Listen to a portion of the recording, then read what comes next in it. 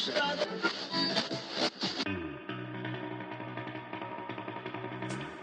Centresteer Podcast, a Land Rover podcast by Land Rover owners.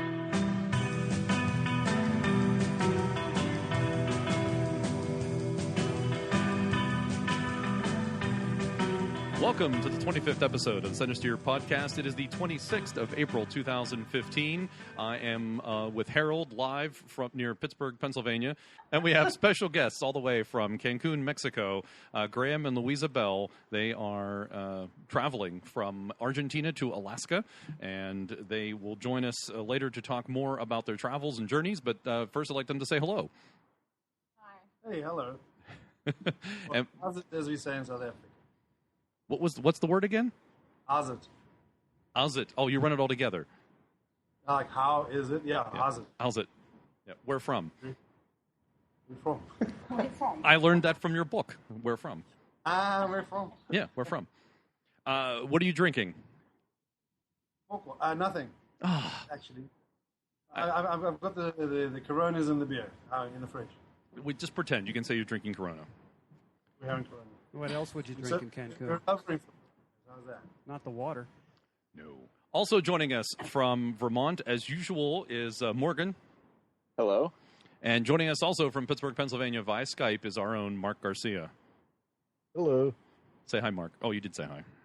I did. Yes. And how's your series truck running? Pretty good. It's adjusting to the new temperatures a little bit. Above freezing. Yes, it's got to go through it all again now. And our usual panelist, Dave, had gone to the Robosonia trials in central Pennsylvania, and he is traveling, so he's unable to join us for the podcast today. But hopefully next month he can report on that, including how he busted out the rear window in his disco. And yet lost no points in that stage of the competition. That's true. That's true. He got a lot of kudos for apparently completing that part of the trial. Apparently, I think, sacrificed the window in exchange for a better score. Sounds like Dave, doesn't it? Yes, it does. Yeah, it does, yes.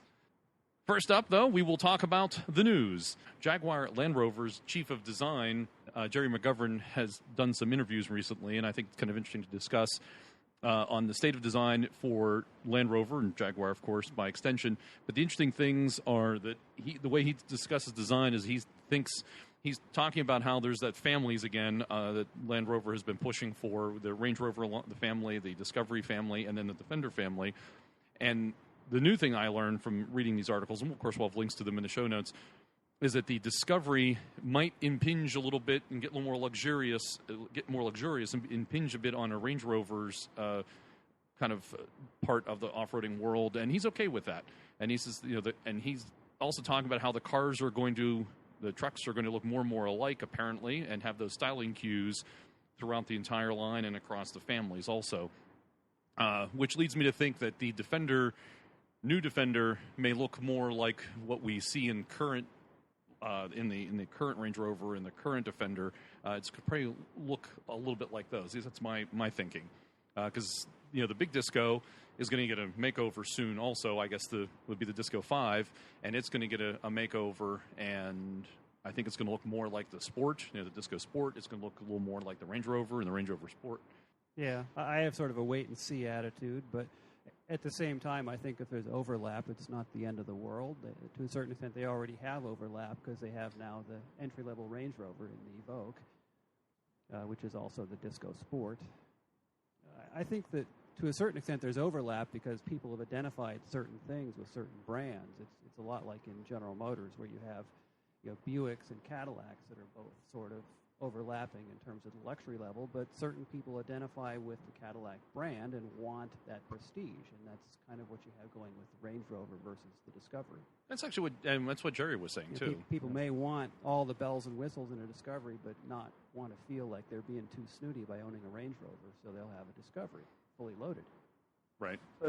It's like Ford buying the Aston Martin front end and putting on a Fiesta. Yes. Yeah. Yeah. Yeah, or what we call a Ford Focus? No, not the Focus. Well, the Focus and the Fiesta both sort of had that Yeah. styling cues that I think they did poach from Aston at one point. I think so, absolutely, yeah. Although Aston's now owned by somebody in Abu Dhabi or something. And, yeah. They got sold out to somebody. ProDrive bought them. So Formula One concern. I'm not sure if they're still involved or whether it's gotten spun off again. Right.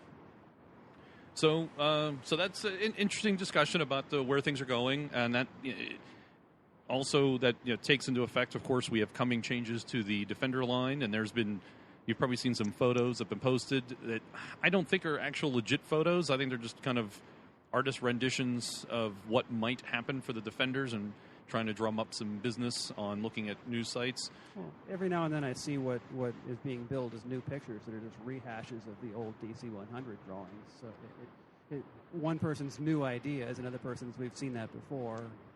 Yes. So I think until they're on the boat headed this way, I'm just going to wait and see. Yeah, they changed the rims and put on a roof rack. Hang on a sec. Yeah, but don't you think it's just been such a wonderfully ingenious marketing campaign from the beginning?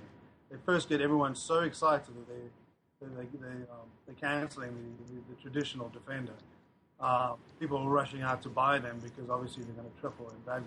And then they've been teasing us with these design cues and all these ideas. First they give you this super modern, two-seater, freaking horrible thing on the beach, pretending that that's going to, like the DC-100 is now going to be the replacement of the traditional Camel Trophy Defender. How could that ever be? They've been manipulating us very heavily, I think. I think you're absolutely right. We've always talked about how Land Rover's great at marketing. Like they've taken a page from the Coca-Cola marketing handbook of the 1980s. You remember that when they canceled the Coke formula and came out with the new Coke that everybody hated, so they brought back the old Coke and called it Coke Classic? Right. Then they sold both of them side by side, and they had twice as much product out there on the market, and sale of Coca-Cola Classic went through the roof because people were so incensed by the change. There are not many vehicle, ends of production which they have to ramp up for. True. Good point. Yes. Well, there's also not too many vehicles that are still viable after 70 years. Or they build a special display for how they used to make it, because they've done in Sully Hall with that new Series 1 build experience. Right. So new Defenders are coming, and we know that. So we have and I think all the things that you've seen about the pictures, as I think Graham has indicated, is all good for the marketing. It's kind of a hype situation, I think, to get people interested and engaged. And then, I think it has people anxiously awaiting the new Defender, and I think it will bring people into the stores once they do ship. And hopefully they'll. And I am certainly hoping it's going to be available here in the U.S. I mean, that'll bring people into the stores. Well, as I understand it, there's something will be available here in the U.S. Whether it's the best stuff, we'll have to see. And it better have a diesel. We can hope. I think the whole idea was in the revamping of the Defender is to get it into the American market. They look at the sales of the Range Rover, the Discovery, and the Freelander, and it's your legislation. Who knows why? But we do know why. It's the protecting your local market and all that, I suppose. Yeah. I actually had to do with the airbag. I know you mentioned in your book you weren't sure why they had not brought Defenders here in '97 or why they stopped.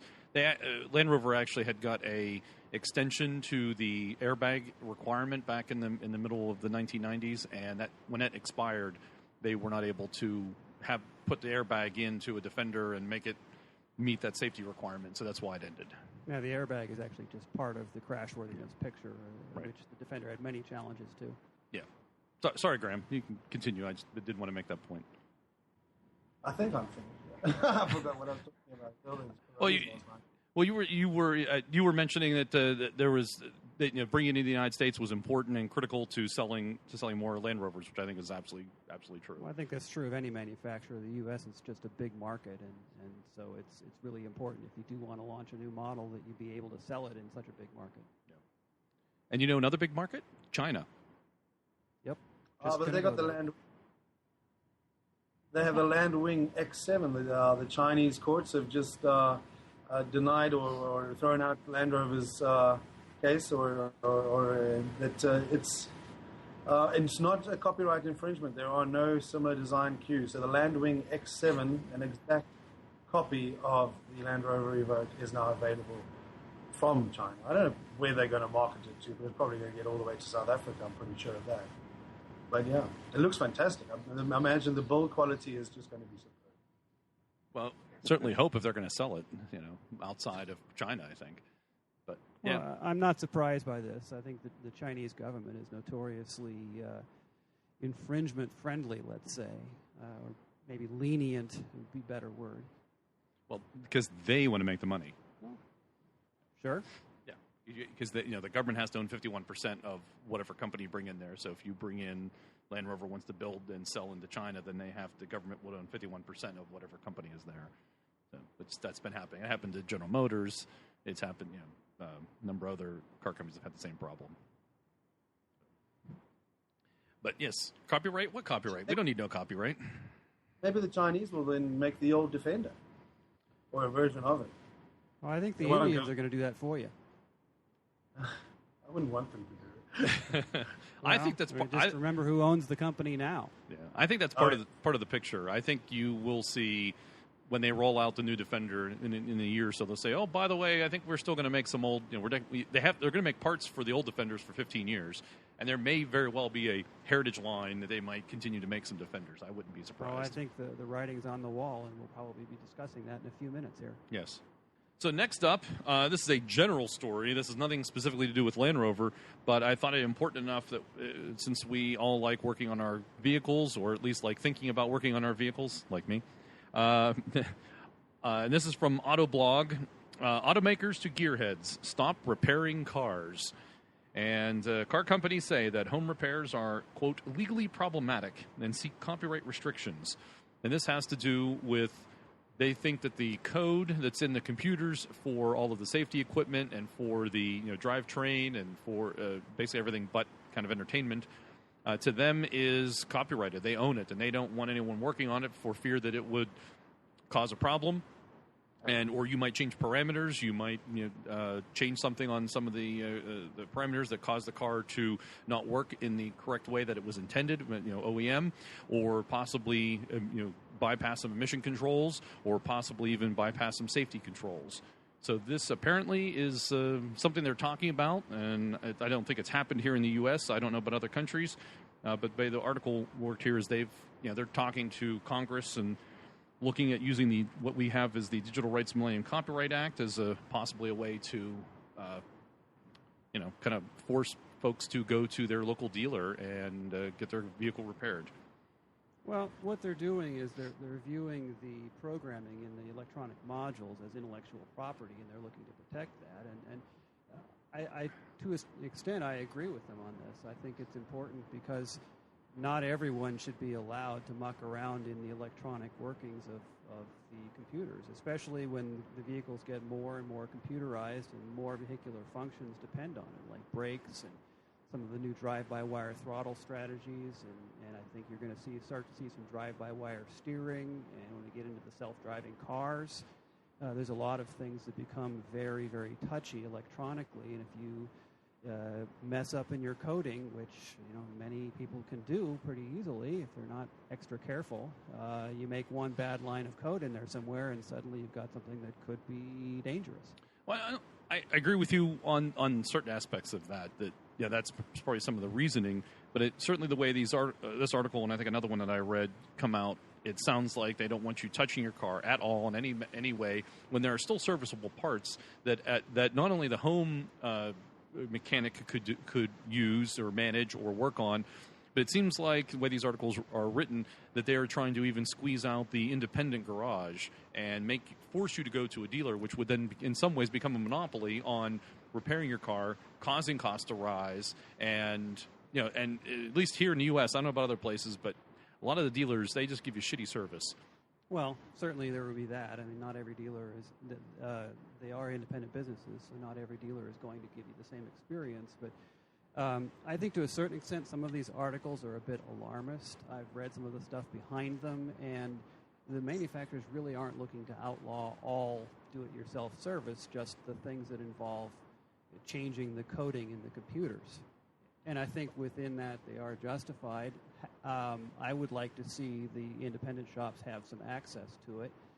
I think maybe a certain amount of licensing and certifications would be necessary, and not a bad idea, because I think not everybody who knows how to spin a wrench should call themselves a professional. there needs to be some responsibility there for the process.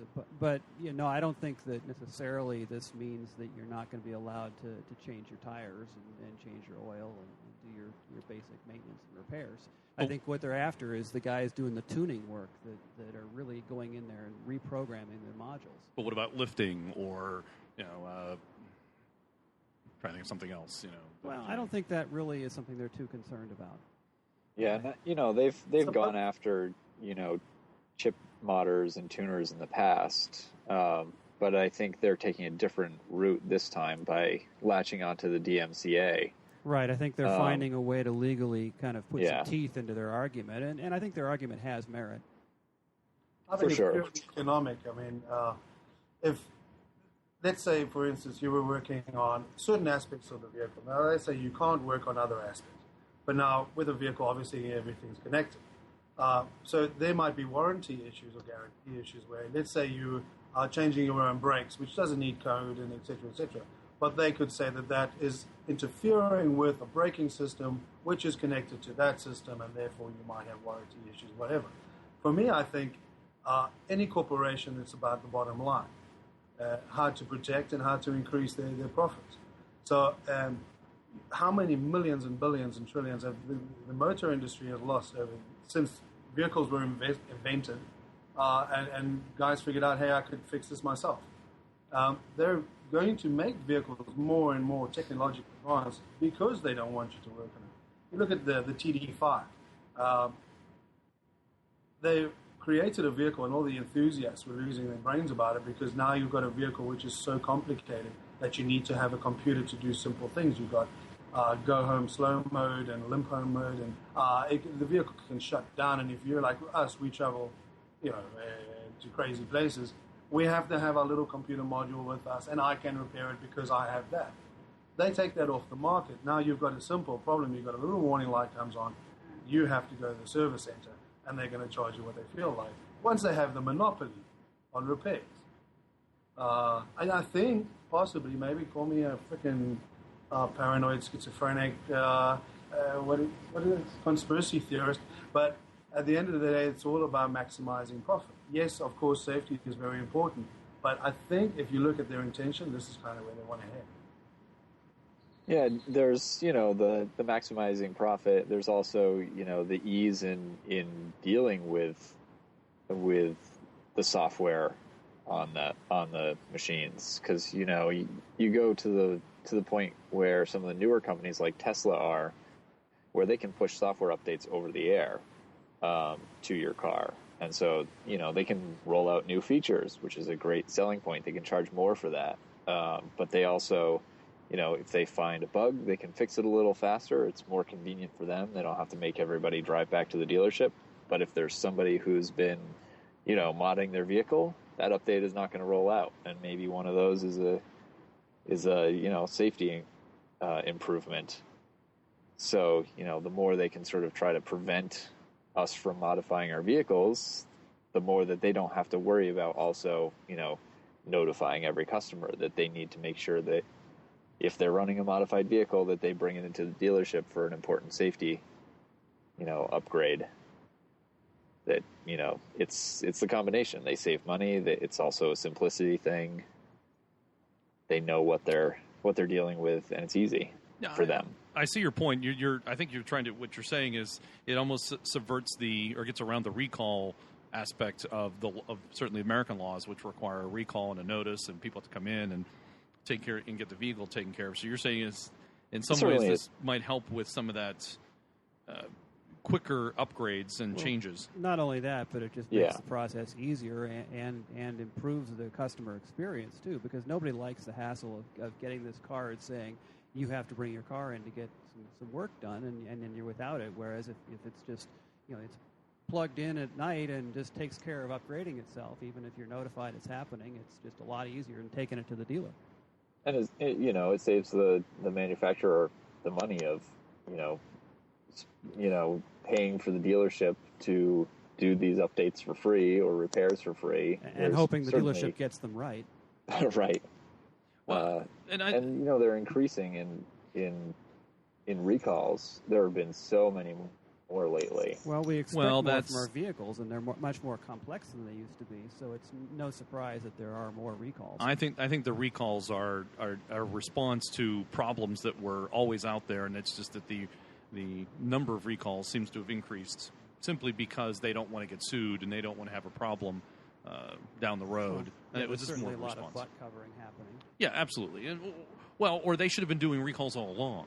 That's at least how I read some of the issues where they had problems, and they didn't want to do a recall at all because they thought it was bad. But then when after Toyota had their big recall for unintended acceleration or issues, not recall, but issues around unintended acceleration, there seemed to be a flood of recalls after that. And I think part of that was simply to get ahead of any potential problems. And they should have been doing, whereas they should have been doing recalls all along. Well, I think you're seeing a shift in perception, and maybe it's a public relations shift where the recall is no longer an admission of screwing up, but now a proactive thing in generating goodwill between Yes. the manufacturer and their customers. I think that's definitely the intent, which is not dissimilar from your mobile phone, where you get you don't see that as a recall when they have to push out an update. You see that as, oh, they're giving me an improvement, they're fixing something. I think they're trying to they've seen that, at least in the car world, and I think they're trying to get to that. To your point. But that gets us away from, I think, being able to work on your vehicle. There are still, I think those doing software updates and pushing things and improving the safety, I think folks would agree with. And if you could do that easier, then there are a lot of security issues. Being in information security myself, I worry about anyone having access to the car software outside of after the car's on the road. That conversation is slightly different from, the mechanical aspects of the car you would theoretically like to be able to work on and change and improve, and maybe touch on some of the electronic aspects of it that touch on those. You're going to have to maybe change some, a setting to tell it that you've put bigger tires on it so that the air pressure monitor works, as designed. I think those kinds of things are what ultimately we need to have access to. Maybe not changing the programming of the engine control module, but changing certain settings that tell you about the tire pressure. And I think that sort of stuff can still happen. I don't think that will be a real issue in this stuff. And some of the aftermarket tools do that kind of thing pretty well now. But I think certainly, the ability to control who has access to the coding involved in the programming versus parameter settings in the database, which is more to what you're going after. And part of the problem now is that the way they have the security and encryption done on the modules, there's no good way to separate the security between the parameter data that's stored versus the programming. And I think if they did a better job of separating that stuff and allowed certain folks with access to the parameter data. Yeah. Again, I'd like to see some control over that and Sure. some sort of licensing procedure. I can somewhat get behind that, but Really brings up the concern, though. I mean, what Harold's saying makes perfect sense, which is why it probably won't happen. You're basically saying, stop being reasonable, Mark. well, I mean, you're looking for the automakers who are out there lobbying for this new law to be lobbying to spend more money on R&D for themselves to correct what probably should already be corrected in the car and lock up different parts of it. So they're going to be spending more money to keep, average Joe out of the vehicle. Instead, they could just make a, kind of a broad sweeping law, which I think is much more likely, that can be interpreted, however people want. And suddenly, my nanotech is illegal because I can change parts of my Land Rover. I think that's my biggest concern, is that this is going to turn into a broad sweeping type of law because, you're looking at the automotive lobbyist versus no one. There's a fair amount of lobby in the repair industry that's fighting for access to this stuff, so I wouldn't say that it's necessarily completely one-sided. It might be a little unbalanced, though. Yeah. Maybe so. At the minimum, it's unbalanced. What is balance, though? There's no voice for the do-it-yourselfer right now that's significant, but there is a lot of voice within the repair industry and the independent technicians to have equal playing field with the dealer systems, and that has been working for the most part for a couple decades now. Well, perhaps it's an opportunity for a manufacturer to come along and actually say, we could produce a vehicle that is simpler, that is made kind of not a build-it-yourself kind of box set type vehicle, but something that's simpler, but more old school that enthusiasts can work on and run themselves. This is an opportunity for maybe that would be a great thing, but I bet it wouldn't be available in the U.S. Well, I mean, we brought up Tesla. Just look at the struggle they're going through. I mean, aside from some poor business decisions, I mean, they're really getting beat up on laws and such, just trying to get their vehicle out there. Who was that, Mark? Tesla. Oh, Tesla. Yeah. Yeah. Well, they're also fighting the dealership structure. That's part of their issues. They want to be able to sell direct to the consumer and bypass that federally required. I think it's federally required. I know it's state required dealership structure we have here in the United States. It's their business model, which is in stark contrast to the status quo. Correct. Mm-hmm. Mm-hmm. Right. I think it's actually. I don't know if it's a federal requirement. It's basically becoming a state requirement because of Tesla. So, on a state-by-state basis. And I think ultimately, once all 50 states make it a requirement, it's functionally a federal requirement at that point. Yeah, pretty much. Right. Well, or it depends on what state, too. California has a lot of effect on the rest of the country when it comes to certainly automotive requirements. So possibly if California were to allow you to sell direct to the consumer, it might make it a little easier for the rest of us to buy direct. Well, 10% of the population has that effect, I guess. It does. Yes. It makes sense to me. Another portion of the problem. I mean, just in the United States, the variance in automotive legislation and the way we handle all of the rules and laws around cars, California really sticks out as a sore thumb compared to us or Ohio. I mean, they already aren't allowed to do a lot of modifications on their car. I mean, out there lowering your car and changing out the exhaust, you get pulled over in a ticket or your car gets towed. I'd like to see Pennsylvania pull over more cars around here that are trashed up and look like crap or have 3 sets of headlights and all sorts of issues. But I also don't want to hear any guff about my truck being, lifted. Do you get? I don't think you get guff about your truck being lifted, do you? No, my tires are kind of, borderline being legal. I'm surprised I haven't heard anything on that yet, but it depends where you drive, too. Well, it's really only a problem if you actually operate them on the road. When they sit in your driveway, you can do whatever you want. This is true. Don't go to Ohio. Just, stay. If you stay in the Commonwealth, you'll be fine. You go to Ohio where, the laws there on safety are a lot different. I know, being in Pennsylvania, for those who are unaware, we have a requirement every year to have our vehicle safety inspected, and a lot of people complain about it. I like it, and I think it's nice that especially as we have these cars that folks have less and less touch with or less and less interest in, and having someone else look at the car and make sure it's compliant with safety and it's safe to be on the road, because a lot of folks seem to not care about driving and care about their car. I like it. I think it's a good thing. Weed out some of the death traps. And the interesting thing that, getting back to what Mark was saying about California, California has very stringent emissions inspections, some of the toughest in the country, but they could care less about the rest of the vehicle. And, they could be 30 or 40 years old and bald-tired and leaking oil so bad that there's no asphalt left at the stoplight. And that's hunky-dory. Yeah. That's fine, as long as what comes out the tailpipe is don't clean. Don't put out any NO2. Yeah. I actually read a great story by someone who did a lot of electric conversions on vehicles in California, and they actually had to install a tailpipe on one of their electric conversions because they had to pass the smog test, right. And they had to have an exhaust pipe.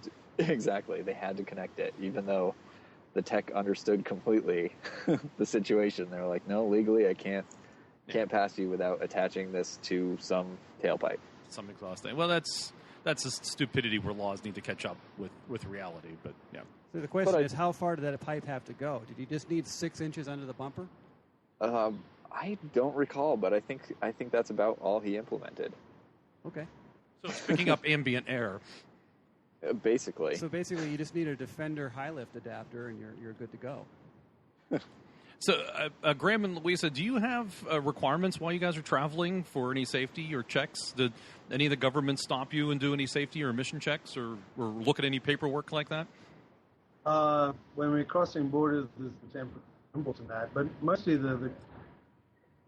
in Venezuela, the cops, they were very concerned about the safety of the vehicle. They were very worried about the wind, and the tinted windows were a huge problem for them, and the 33-inch tires were just not legal.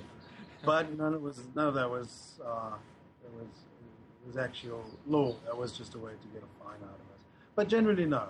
We cruise along, and no one gives us a hard time, really. Like that? No, they generally just check when we cross borders, obviously, in terms of the paperwork, but I don't think most of South America and Central America are really worried about emissions and, what you're putting out into the air, especially in Venezuela. I mean, most of those vehicles are old vehicles from the States, and my God, they shouldn't be even on the road. Oh, they must come from Ohio. It's all 70s and 80s caddies, and I don't know American vehicles very well. The border crossing was terrible because you sat for 4 hours, and all these guys, because the fuel is essentially free, they don't turn off their engines; they just run their aircon. So you just sit there gagging on all these emissions. So no, I don't think the Venezuelans give too much of a shit. Interesting. What, South Africa, does it have a rigorous safety and emission program? No. Yeah, I don't think so. No. Okay. Just curious. We need to move. Having grown up in Pittsburgh, Pennsylvania, when the steel mills were running at full tilt, and that was a short 30 years ago. 24-hour street lights and all that. Yes, and growing up and waking up in Glassport, Pennsylvania, and across the river was a steel plant, and it was glowing orange at 3 a.m. Because they would fire things up and they would kick out all their emissions and particulates at night because they figured no one was paying attention. And having to travel between Glassport and Elizabeth to visit relatives, and traveling on Glassport Elizabeth Road, which is right directly across the Monongahela River from the Clairton Coke Works, and having to hold your breath so that you didn't breathe pure sulfur. I like what's happened in the last 30 years. And I'm very not against little it. of that improvement is due to your vehicles. Some of that improvement is due to my vehicles. You're absolutely correct, but it doesn't mean we can't try. It doesn't mean we can't, and doesn't mean you should turn around and stop doing it because of that. We need to mind our nickels and dimes, absolutely. But now that hillside that across from the Clairton Coke Works, there's actually greenery on it now, and that wasn't that way when I was growing up in the 70s. And you don't smell the sulfur as much, Anywho, that's my plea for good safety and emission laws. I'm actually in favor of them. So I'm all for it where they make sense. Some of the stuff automotively is a bit ridiculous, but. Which is interesting. The J.D. Power and Associates did a study, and they came out and said that drivers are willing to pay more for collision prevention technology in their cars than they are for improvements in miles per gallon in fuel consumption. And folks are, which is kind of interesting that if you're going to put technology into a car, apparently more bang for your buck if you're a manufacturer, if you have blind spot detection, night vision, collisions avoidance systems, than you would if you had some means to increase your fuel economy. Interesting irony that collision systems give you better bang for your buck. Well played. Well played. So I guess one. One at a time. Go ahead, Mark. I was just saying, I guess Volvo is going to win that contest. Isn't that kind of their current motto and credo for the... That's always been their motto. Yeah, pretty much. 1920 something or other. Although, I think Mercedes actually, in some ways, leads the way in many of these areas. They have the automatic braking, even if you're not paying attention, and it'll brake the car for you if it thinks it's going to collide into something. Especially, of course, you pay a lot of money for that on the high-end cars. But Toyota, I think, is working on a version of that would bring the cost down and be able to expand that to the line. I believe they're looking at automatic braking could be a $300 option, or a $300 to $600 option on a 2016 RAV4. They're working on that. Currently, it's available in a Prius, but on the $4,000 package. $300. That's less than what they charge you for floor mats. Yeah, what's up with floor mats? Why do they cost so freaking much? Why? Because they can. And people pay it. People do because they think it's the only game in town because it has the logo on it. And there's so many aftermarket mats out there that are so good that why would you pay that? And then dealers use it as an opportunity to do an upgrade and throw them in there, and you think you're getting a deal, but really you're not. No, anyways, a little off topic, but it just the floor mats do burn me. I don't get it. And well, in South Africa, the body panels on the left-hand side of the vehicle are more expensive than the body panels on the right-hand side of the vehicle. Well, we have right-hand drive vehicles, and the logic is that 9 times out of 10 you get into an accident, you're going to swerve away and damage the left-hand panel. So I suppose in the US would be your right-hand panel. So obviously the panels they're replacing the most are the panels on the left-hand side. Therefore they make the most profit. So the panels on the left-hand side are more expensive than those on the right. I think people here are sort of equal opportunity bashers. I don't know if there's a difference left or right. Yeah, how much logic is there on our roads? Not much. I hear your roads are very safe. I hear that They are. They to are. a Swiss man yesterday, and you were saying, well, the Americans, they don't overtake if they shouldn't overtake, and they drive very, very calmly, and it's all by the book in the US. Yeah, you need to spend some time around here, my friend. Graham, I'm sure compared to the rest of the planet, we're good, but there are still a lot of shitty drivers here. I'll come and find out for myself. You should. And John will be glad to point them all out to you. Let me tell you, I think I'm the only one in the Commonwealth. Pennsylvania's a Commonwealth, and I refer to it as such, not a state. Pennsylvania, I think I'm the only one in the Commonwealth that knows that a yellow line, solid yellow line down the center means you do not cross it. You're not supposed to turn against it. And when people love to turn on a double yellow line and turn to some effing business, why? You're not supposed to. It's illegal in the Commonwealth. I think also in other states around the Union. Sorry, this is what goes through my head as I drive down the road. Route 30 is one of the worst roads in the Commonwealth, I have to say. Yes, it is. Thank you. Was one of the worst roads in the state, condition-wise, as well. It's getting back there now. There's parts here in the township that are really bad. Anywho, so that is car design with Jerry McGovern and cars in the future and being able to work on them. And let's move on to some better news. In better news, and this is our heritage segment, which we still don't have a name for, but this is our heritage segment for this month, is that Land Rover is bringing back their classic parts division. And we turn this now over to our classic parts correspondent, Morgan. Who, by the way, runs SeriesParts.com. We should give a plug out to SeriesParts.com. Well, thank you very much. Let's see. At Techno Classica in Germany on the 15th through the 19th of April, Land Rover announced that they are starting a new Land Rover Heritage division. So basically any vehicle that's 10 years out of production, they will start producing more parts for, going all the way back to the series Land Rovers. They're going to start reintroducing some of the old parts that have been discontinued. Then for Disco and Range Rovers, they're going to start making more parts there. In addition to the discontinued parts, they're going to start making more body panels and such for those models. So Range Rover P38, Classic, Disco 1 and 2. This is actually going to be part of the SVOs, the Special Vehicle Operations Unit, who have actually done some restorations. They have a nice Range Rover Classic that they debuted at that event. They did I believe they did a Series 1 recently as well. That might be the one that's on display, or one of the ones on display at the Heritage Center. And then in addition to creating all of these, or reintroducing more of these discontinued parts, they are also going to have select heritage vehicles available at the Heritage Centers for test driving. So you can actually take those out on the tracks, which is pretty nice. And so in addition to producing all of the series Range Rover and Discovery parts, they have also guaranteed that they will keep producing Defender parts for 15 years after its discontinuation. So that's a nice promise there. And there was much rejoicing.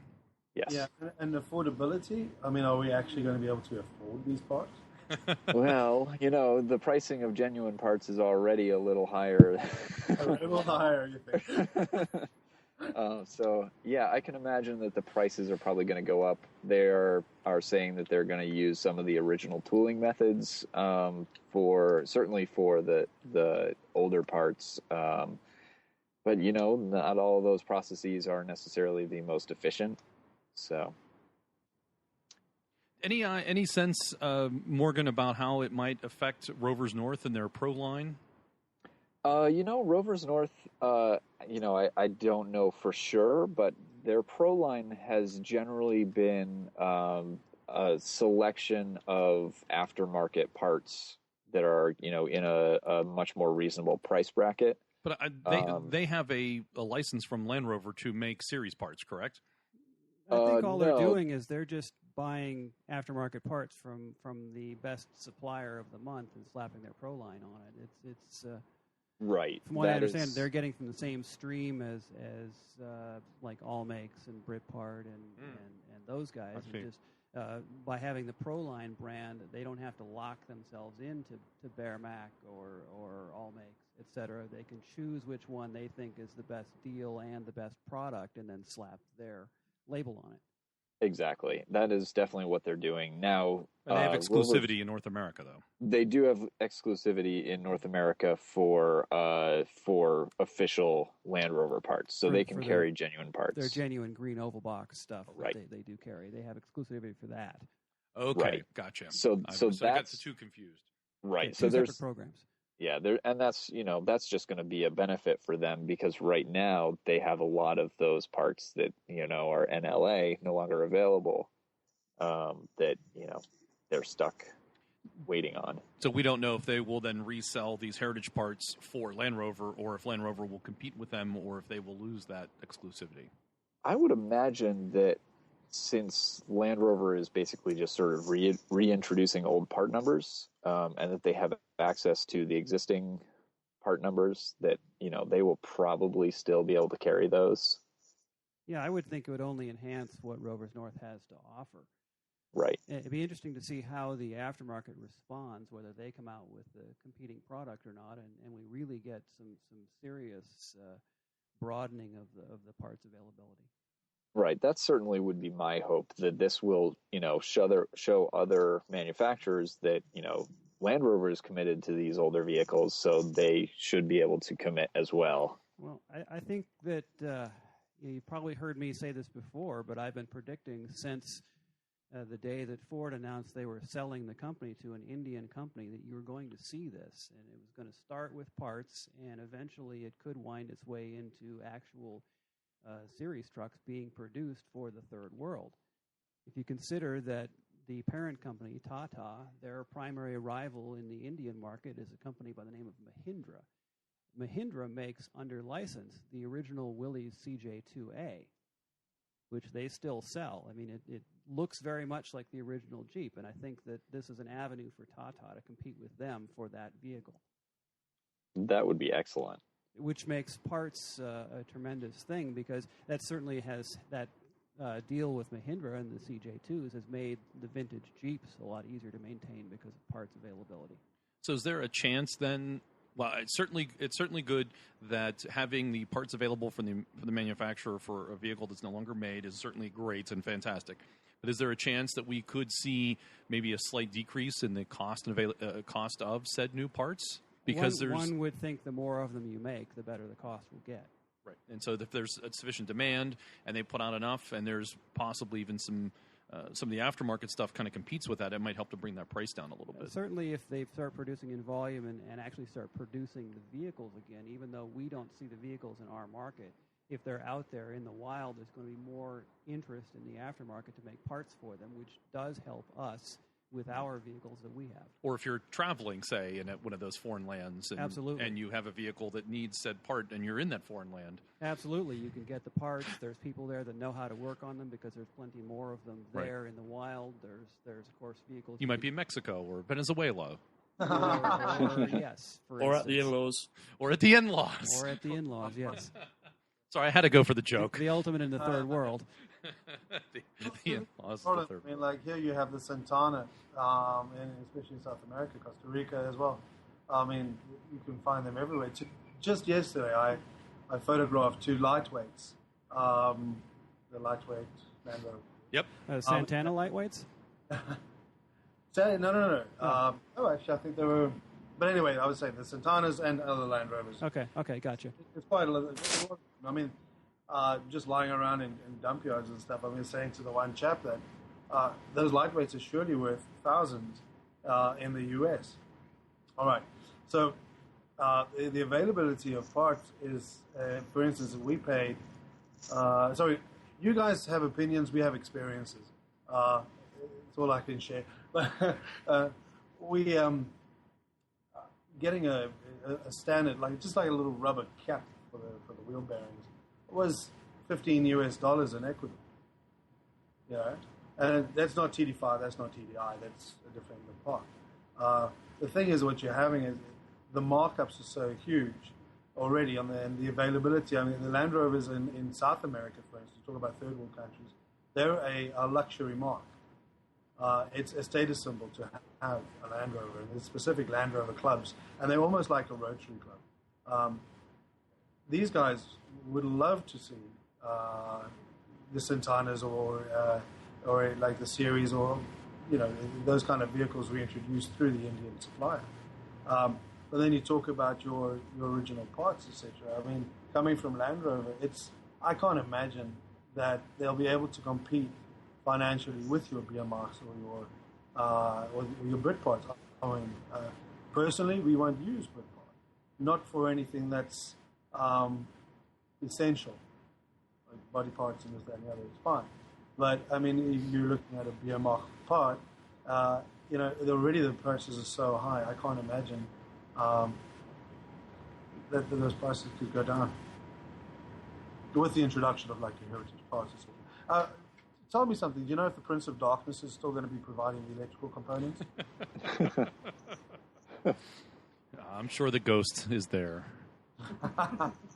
Well, they're now owned by TRW, so it's maybe not the same connotations of quality that you once had. I think they've slightly increased, right? A little bit. A little bit. It couldn't get worse, right? I suppose. So anything else, Morgan, on heritage parts? Oh, well, there's one thing that basically when this was all owned by Jaguar, they did actually try to do essentially the same thing for Jaguar and Land Rover. I think they ended that around 2007. I think so, yes. They tried to produce older parts, and that sort of did not take off for them. That was under Ford's watch, though, right? Oh, yes, sorry, Right. That was under Ford. So they would not have had access to the Indian manufacturing where they can keep the costs down. Right, exactly. And that's sort of, even the big names now, like my daily driver is a Volvo. None of my parts are made in Europe anymore. They're all China or India, even the genuines. So that is certainly an area where that will help. Well, and much costs. of the aftermarket Land Rover parts are made in India these days anyway, and I think this is only just going to increase now that they have the parent company. I agree. Is this also going to cover Jaguar itself? This one, I believe that Jaguar never stopped producing their heritage parts, from what I understand. That they kept their heritage program running, whereas Land Rover, they ceased theirs in 2007. I don't actually recall if that's true or not, but I think I probably will agree with you. Agree with whom? Morgan.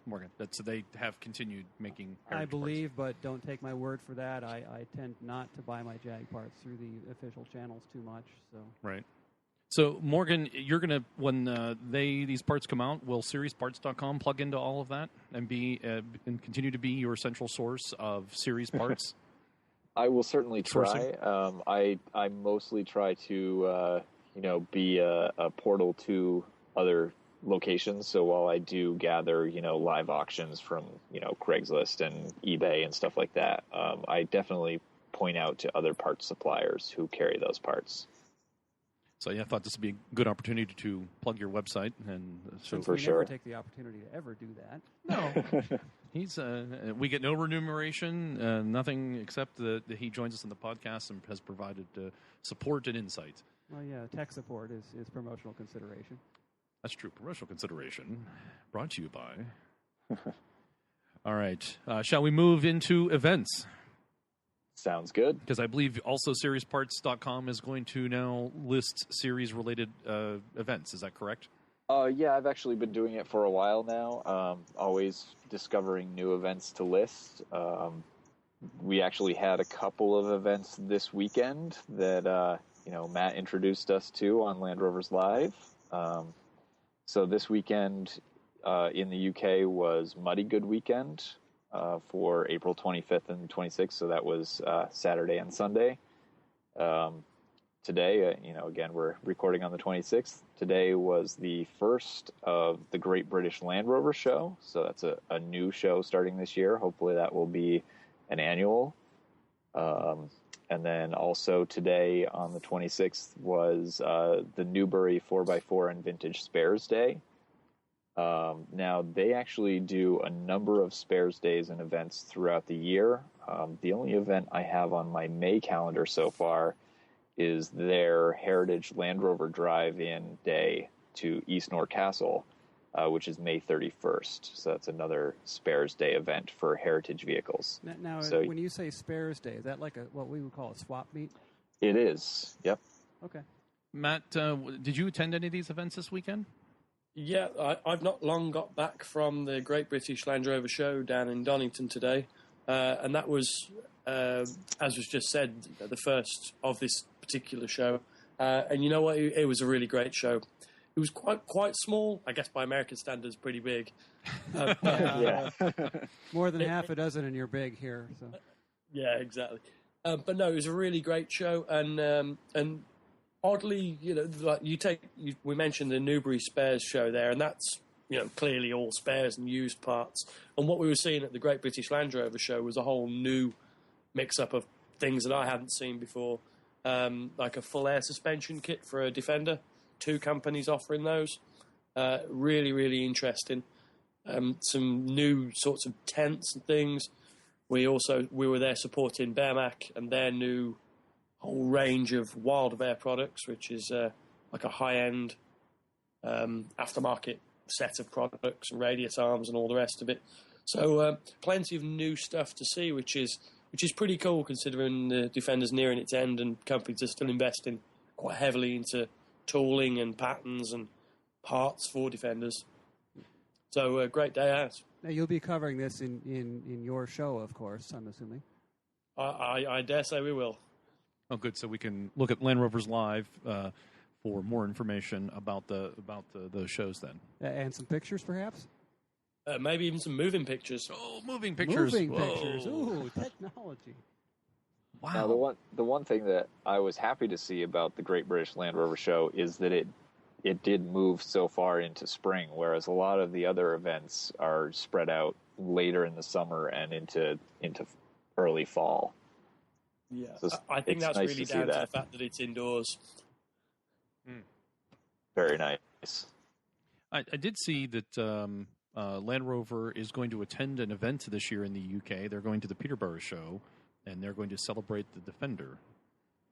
And apparently I have visited 1 year too soon. You might have to go back. I need vacation time.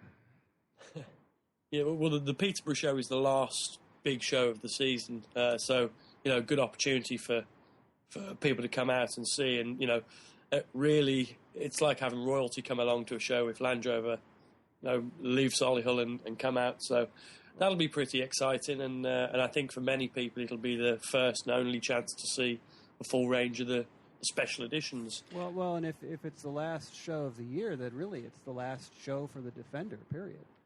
I wouldn't be so surprised they don't debut the new design.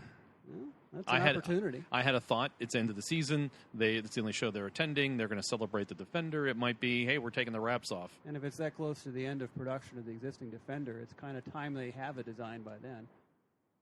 Yeah, but maybe they'll even fire sale off some old stuff. I hope you're going, Matt. Yeah, absolutely. We'll be going. So that show's run by another magazine, Land Rover Owner International. So there'll be a ton of coverage in there, but we'll be going as well. And we've got quite a few exciting things planned for that. Can we send you a shopping list? You can try. I did pick up a couple things when I was there last year. It was very as much as could fit in the suitcase. By the way, for our listeners, Matt was able to join us midway through the show, so we'll welcome Matt from the United Kingdom. Huzzah! Who was having technical difficulties. At the In-Laws. All right. Morgan, so I assume you'll be populating your calendar as additional shows are come to fruition and you hear about them? Absolutely. And anybody who knows of shows that I don't have listed yet, let me know. Currently, I do, because it's seriesparts.com, I do only list events that are series vehicle friendly. Now, most Land Rover events are, but there are a few out there that are not. So those you generally won't find on that list, but we'll still mention them here on this show. You should add the Pittsburgh Vintage Grand Prix, because we usually show up there for British Car Day. For sure. So that is our Heritage segment for the month of April. Thank you very much, Morgan, for providing that. Any plans for next month? Yeah, hopefully we will pick up where we left off in the drivetrain and cover gearboxes and transfer cases. Am I sensing that there's some connection between what we talk about that month and where you stand on your rebuild of your own series truck? Sadly, no. I would love to make the progress on my... That would be some great progress if you could work through each one of these things in a month. Exactly. Especially when your project is located in the opposite end of the state from where you are. Yep. I hope to make it down there next weekend. We'll see. So that is the news and events and Heritage segment for this month. Coming up after the M Word, we will talk live from Cancun, Mexico, to our traveling companions. I guess we can call them friends of the show now. Graham and Louisa, they're traveling to Alaska from Argentina.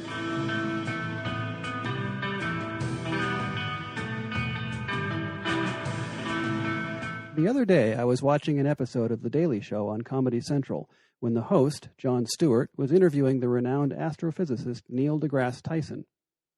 Not surprisingly, the conversation turned particularly nerdy, and the subject of Stewart's chemistry background came up.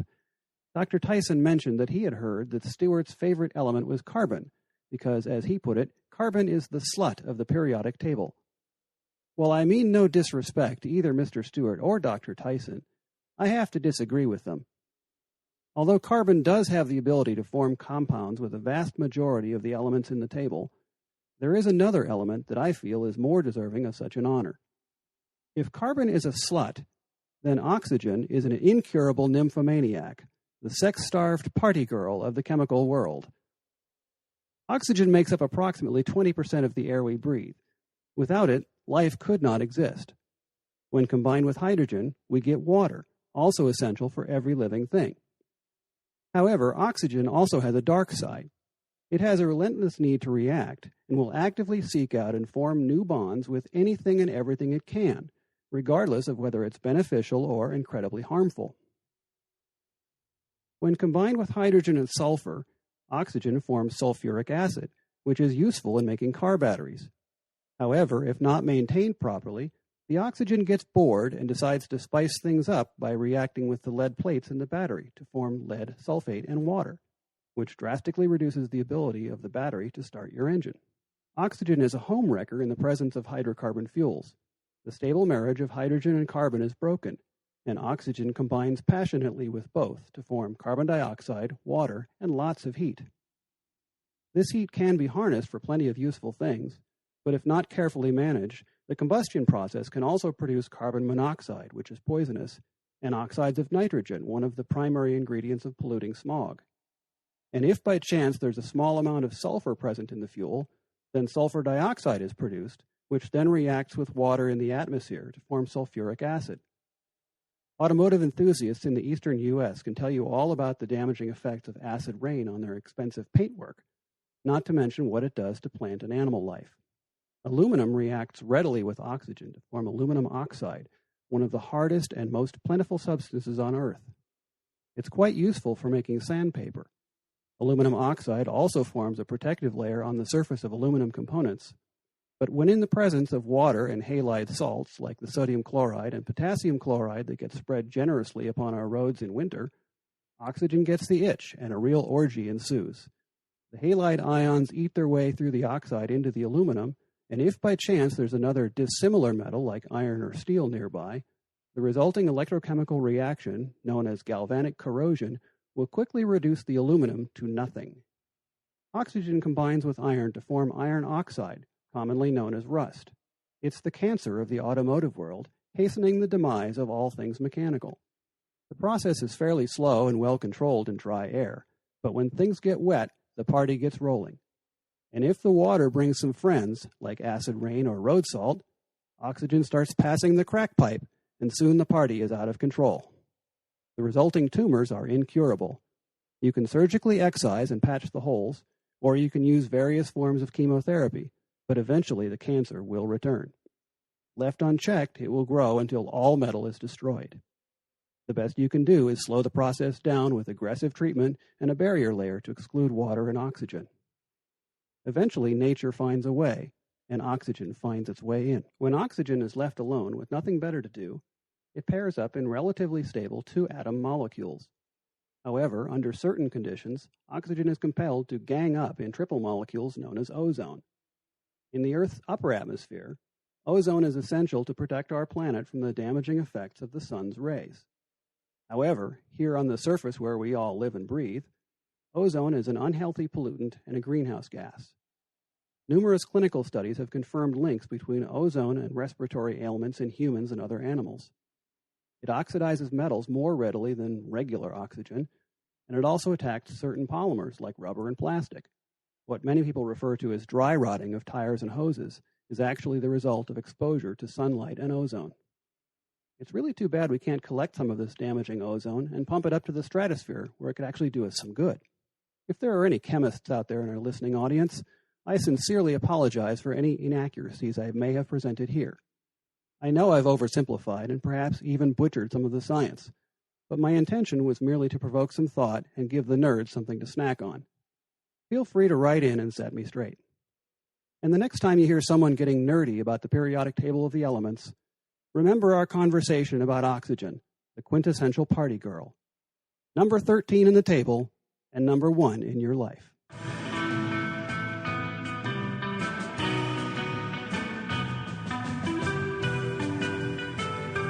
Welcome back to the Centresteer podcast. This is the 25th episode. This is our second anniversary episode, and to celebrate, we are having special guests who are currently in Cancun, Mexico.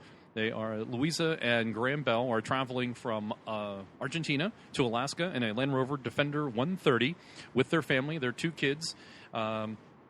They before that had traveled around South Africa, or Southern Africa, I guess, and also traveled through South America in their Defender 130. And we'll talk about that adventure in a second, and we'll also find out why they are now going from Argentina to Alaska, and ask them about their Land Rover. So, Louisa and Graham, welcome to the show. Hi, thanks, man. Hi, thanks. Appreciate it. And what are you drinking currently? Because I know, having read your book, by the way, which is We Will Be Free, and it's available on Amazon for $4, and you can get it to your Kindle, I think $15 American, for in a paperback copy. I recommend folks go out and check that out. It's actually a good read. But in your book, I know you like to drink beer, and I want you to know I support and endorse that, as I am also a beer-drinking fan myself. Excellent. Thank you. You're an enthusiast. We're stuck on Coronas at the moment. You know, where you are is what you drink. The first question is, what possessed you to use a Land Rover as your vehicle of conveyance? Yeah, what were you thinking? What were we thinking? Well, it started out with the Camel Trophy, I think. You know, all those. And can you hear me well? No. You did say Camel Trophy, right? Yeah, I know. It's everyone in South Africa who drives a Defender smokes Camel cigarettes.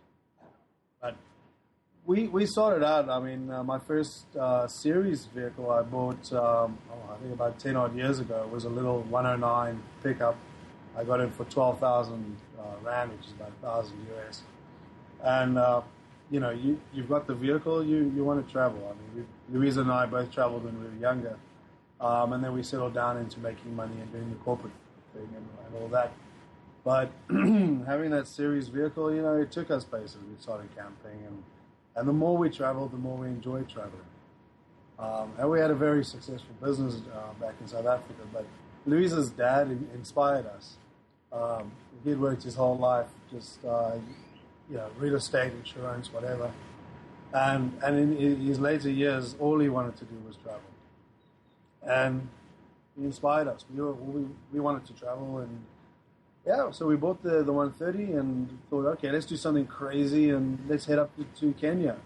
And then we'll come back home and everything will be normal again. And then, we'll carry on with our lives. But it didn't work out that way. Once we got back from doing the little Africa trip, we were hooked. Nothing could satisfy us. It was like overlanding it's the most expensive drug out there. So the Kenya trip was sort of the gateway drug, is what you're saying? It was. It was marijuana. It was our marijuana. I have a Defender 110 that actually was at a farm in Tanzania, I believe. Oh, really? Wasn't it? That's what I was told. The guy that I bought it from in the UK said it was his parents had it. I can't remember if it was Tanzania or Kenya, but it was somewhere in that end of the continent. Yes. I wouldn't be surprised if the Tanzanian government still uses Defenders in the military and in the police. And there's actually a street in Dar es Salaam which has got about 40 spares shops, which is absolutely fantastic. Wow. That would be a handy place to break down.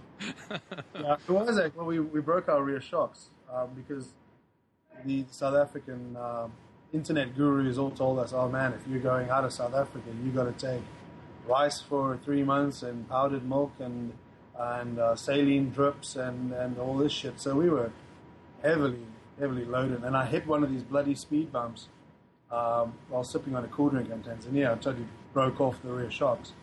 But we limped up to Dar es Salaam, and there they were. I mean, geez, like everything you could choose from. It was fantastic. So yeah, maybe your vehicle it's got a Tanzanian history. Who knows? That's what I was told. It Anyways, was delivered by a transit driver from Rhodesia too, who knew the vehicle in and out quite well. We were actually quite lucky for that. Yeah, that worked out. We just happened to get this driver who was from I believe Rhodesia. Rhodesia, and what's it called now though? Zimbabwe. And Mbeki was his name, something like that. Tulisi.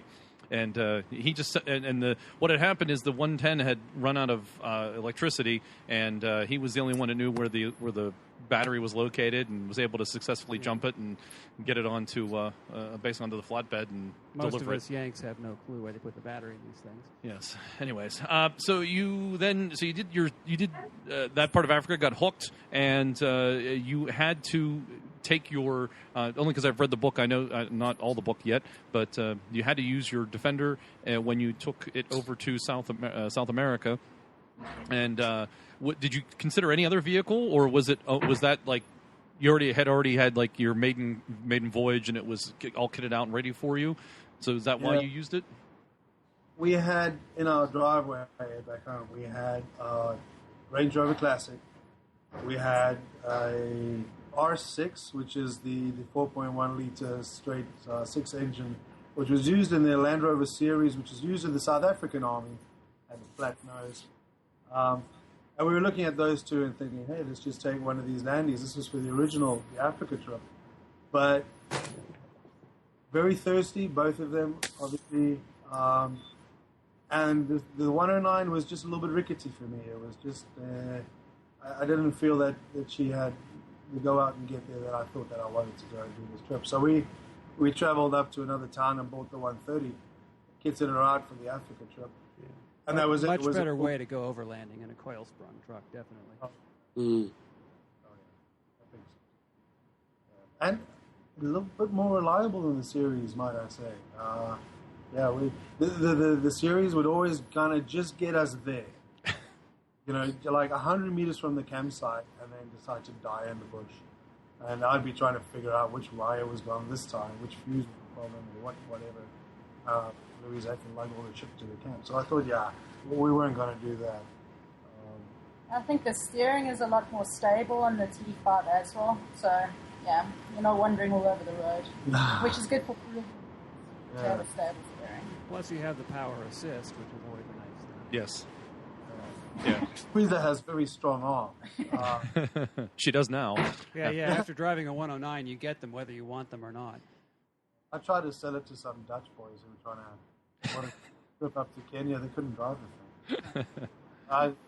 It was like a truck fill, and they just couldn't drive it. That's funny because the Dutch Army loves Land Rovers. Yeah, but you guys are exactly so. So what changes did you make before you took it over to South America? Did you do anything majorly different? Did you have to change configuration or, to prepare for the trip? No, not really. We kept it pretty Africa standard. The rooftop on the tent on the top, canopy on the back with a door system, water tank, and some jerry cans. We really try to keep her as standard, as classic as possible. And I'm glad. We were looking at it just the other day, and if you look at some of these, the vehicles are so kitted out.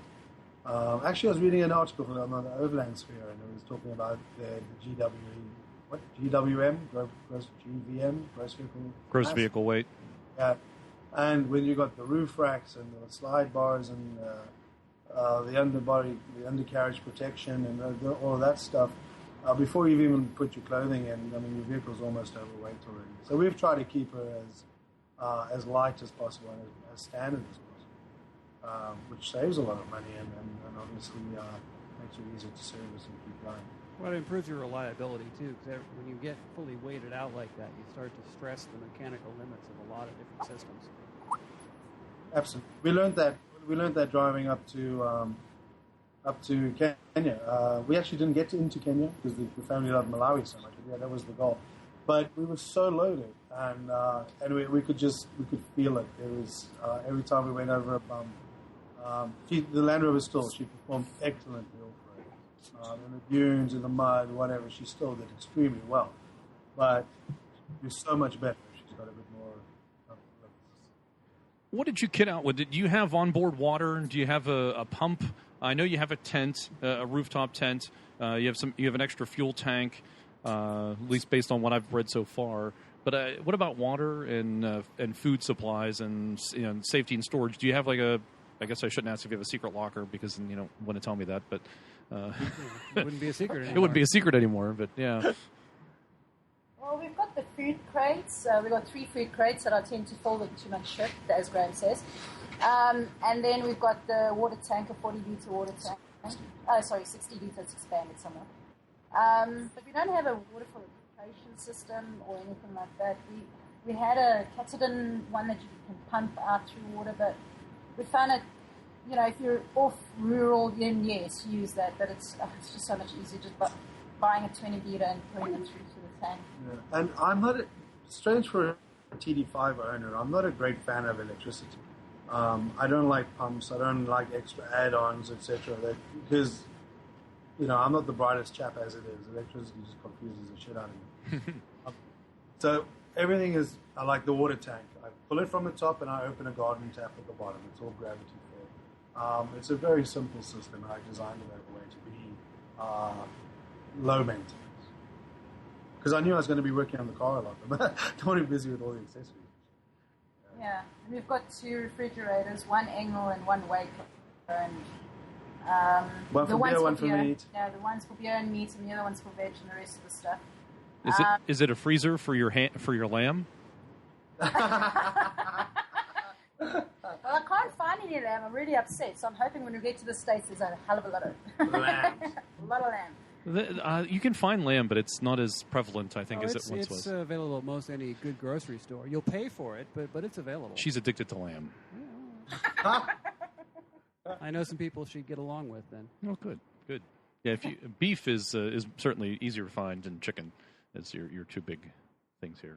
Now, lamb, you have to buy it at the market and prepare it yourself. You're not going to find too much over the counter. Yeah, they're very capable. Yeah. So you have 2 refrigerators, and you have some onboard water. What about sleep? So do you have in the back of the 130s, or sleeping there, or is it only in the rooftop tent? Only in the rooftop tent. We've got a Howling Moon rooftop tent, but it's the extra large. Oh, nice. 2.4 by 1.2 meter tent. Do you have when it's open, it's 2.4 by 2.4 meters. Do you have the awning? Yeah. No, I've got a Hannibal awning, which we don't use at all. Because I'm in the market for an awning. You can have mine. I'll bring it up to you. All right, please do. Oh, there you go. Come on by when you're in the States. Swing by Pennsylvania, and we'll strip off all the stuff you don't like. Yeah, exactly. Yes. Give me all the help. lamb. Yeah, we'll swap for lamb. All right. It's a deal. We deal. can do that. We can. We'll get you some lamb deal, and also good beer. Aha. Beer and lamb. Show up. We'll take care of you. Plus a shop at your disposal should you need anything fixed, modified, whatever. That's true. There you go. Harold, if you're not familiar, Harold does, in fact, work on Land Rovers. So, yeah, he has a shop. He could... there you go. Look at that. Harold, okay, then I've got a question. Are you familiar with the TD5 engine? Not. I haven't had hands on one. They're hard to find in this country, but yes, I'm vaguely familiar with them. Okay. Now, just the weakest part of the entire engine is the oil cooler housing. There was an outlet at the back, and it was supposed to be a pipe that goes somewhere, and they redesigned the engine and decided let's just stick a rubber cap on it. Okay. And that has been the biggest pain in my ass on this whole trip, is that rubber cap. So if you can, I'll come visit you. If you can find a way to stick some brass in there and tap it so it doesn't come out, that's Figure something out. He has retrofitted my 109. We took out the petrol engine and put in a diesel engine and did a lot of rework and had to move the number of engine components around. It's highly non-original at the moment. That's true. Yes. What engine is it, John? It's a 200DI, which is a 200 TDI minus the turbo. That way we don't overstress the drive line, don't overheat things. It runs the stock series truck cooling system. It runs the military oil cooler on it with the snort. Oil bath cooler? Oil bath air filter? No, that's been exchanged for a dry element, which is fully snorkelized and sealed so that you can run the engine underwater. If the driver cannot breathe, you've gone too far. Sweet. Yes, the high water line is the driver's mustache. Yes, that's right. Right here. Yes. So you're in South Africa. You sell your business effectively, from what I can understand, and you ship the 130 across the pond, the lower pond down for us, and you jump in it with your 2 kids, and who are, I think at the time they would have. This is what, 4 years ago now, and almost three. Almost 3 years ago, and then you start heading north in south. No, I guess you came in about the middle, and then kind of have driven around. And I'm at the point in the book where you've just visited Machu Picchu, and apparently it was. I think you've described it exactly the way I would think of it. It's kind of like a hyped tourist location, and seeing it in pictures is probably better than going there itself. It sucked. It was absolutely beautiful, but it sucked. It was probably something to behold 30 years ago, but since then I think the tourist dollars have corrupted it, as they often do.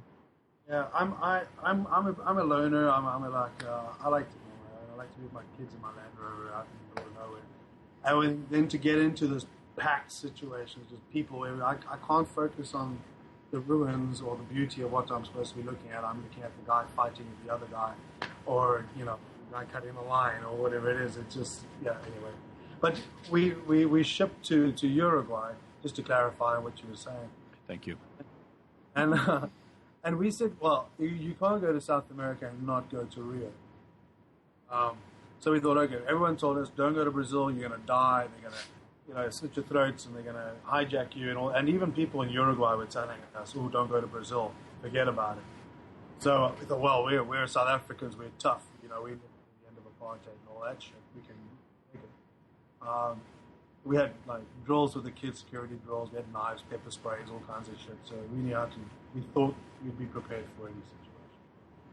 And then we drove in, and the first town was just heavenly. It was just fantastic. I mean, people were so friendly. There were no cops, no soldiers, and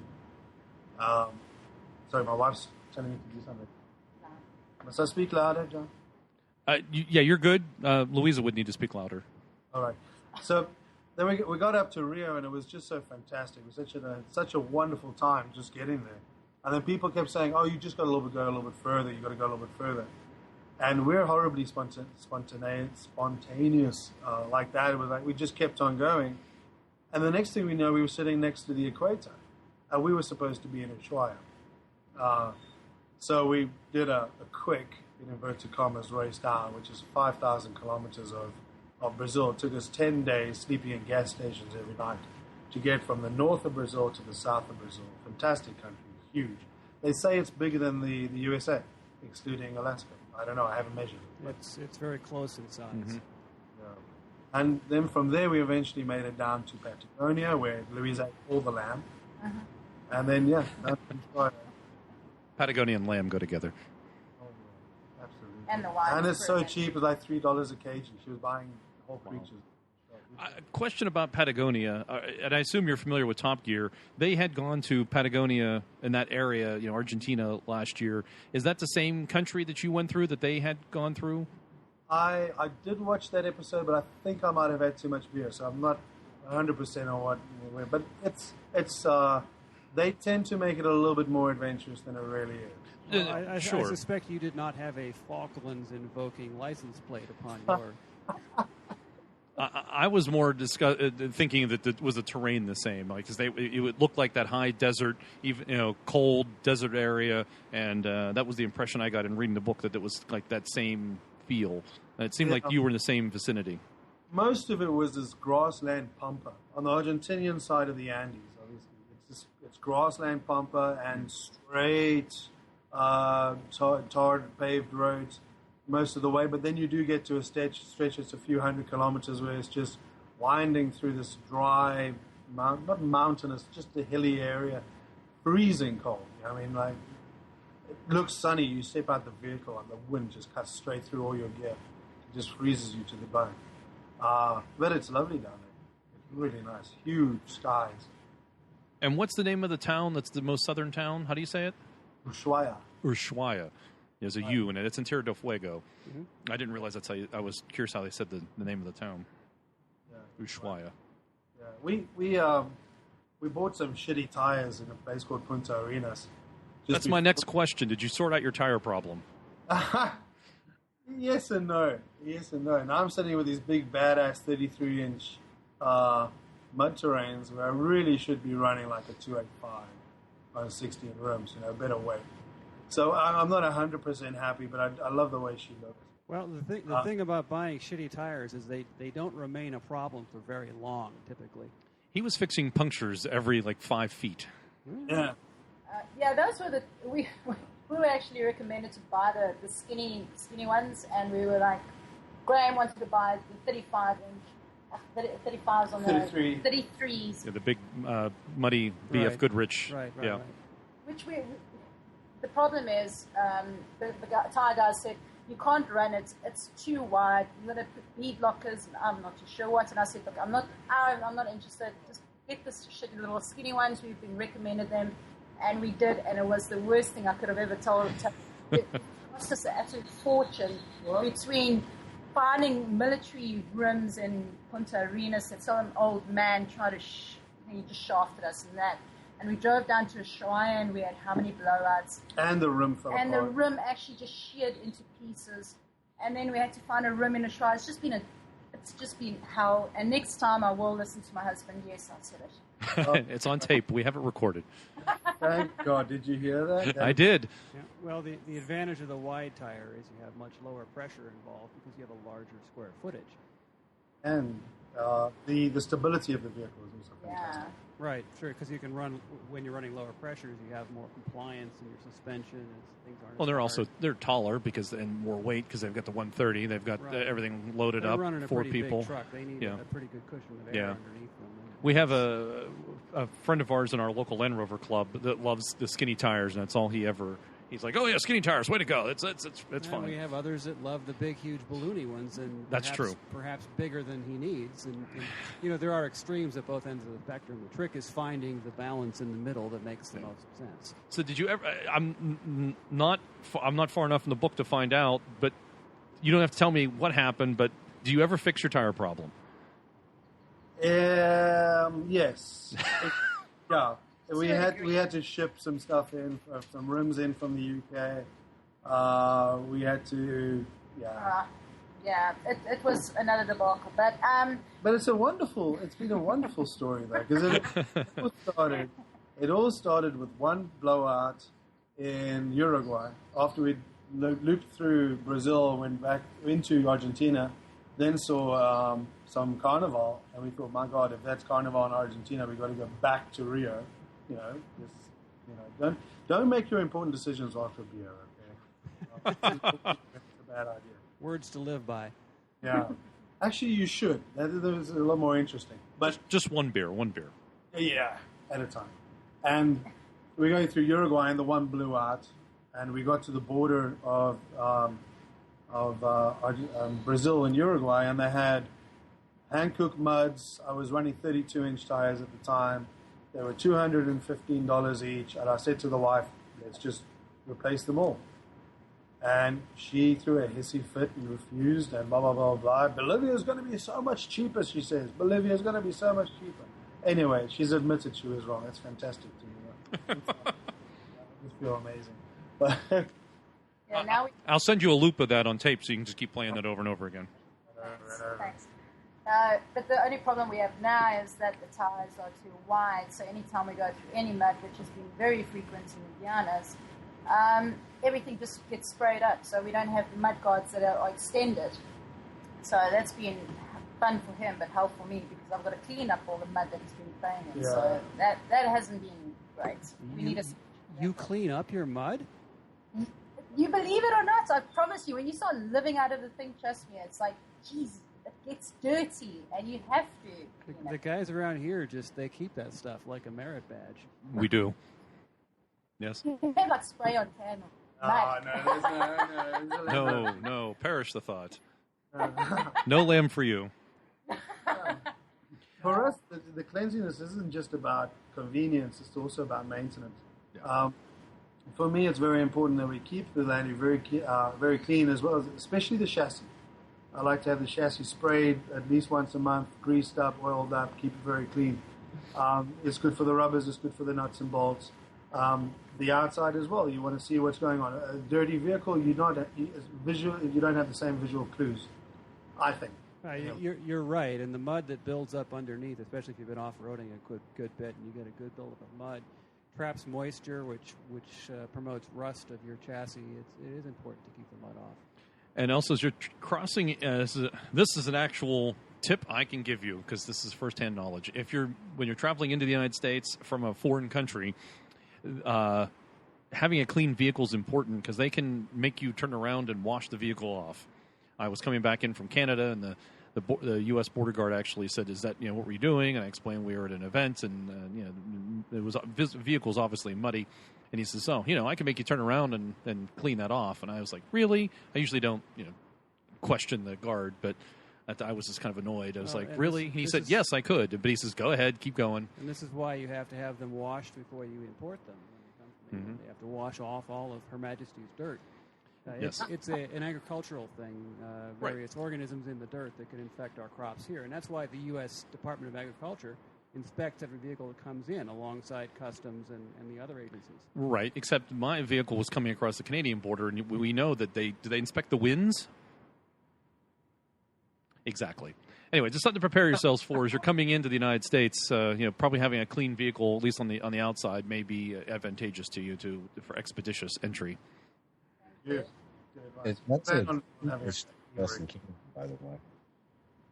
Go again, Mark. I was saying that's a two-way street with us in Canada. There was an event not long ago that some guys in a 101 came down from Canada and were sent back across the border to wash up before they were allowed in.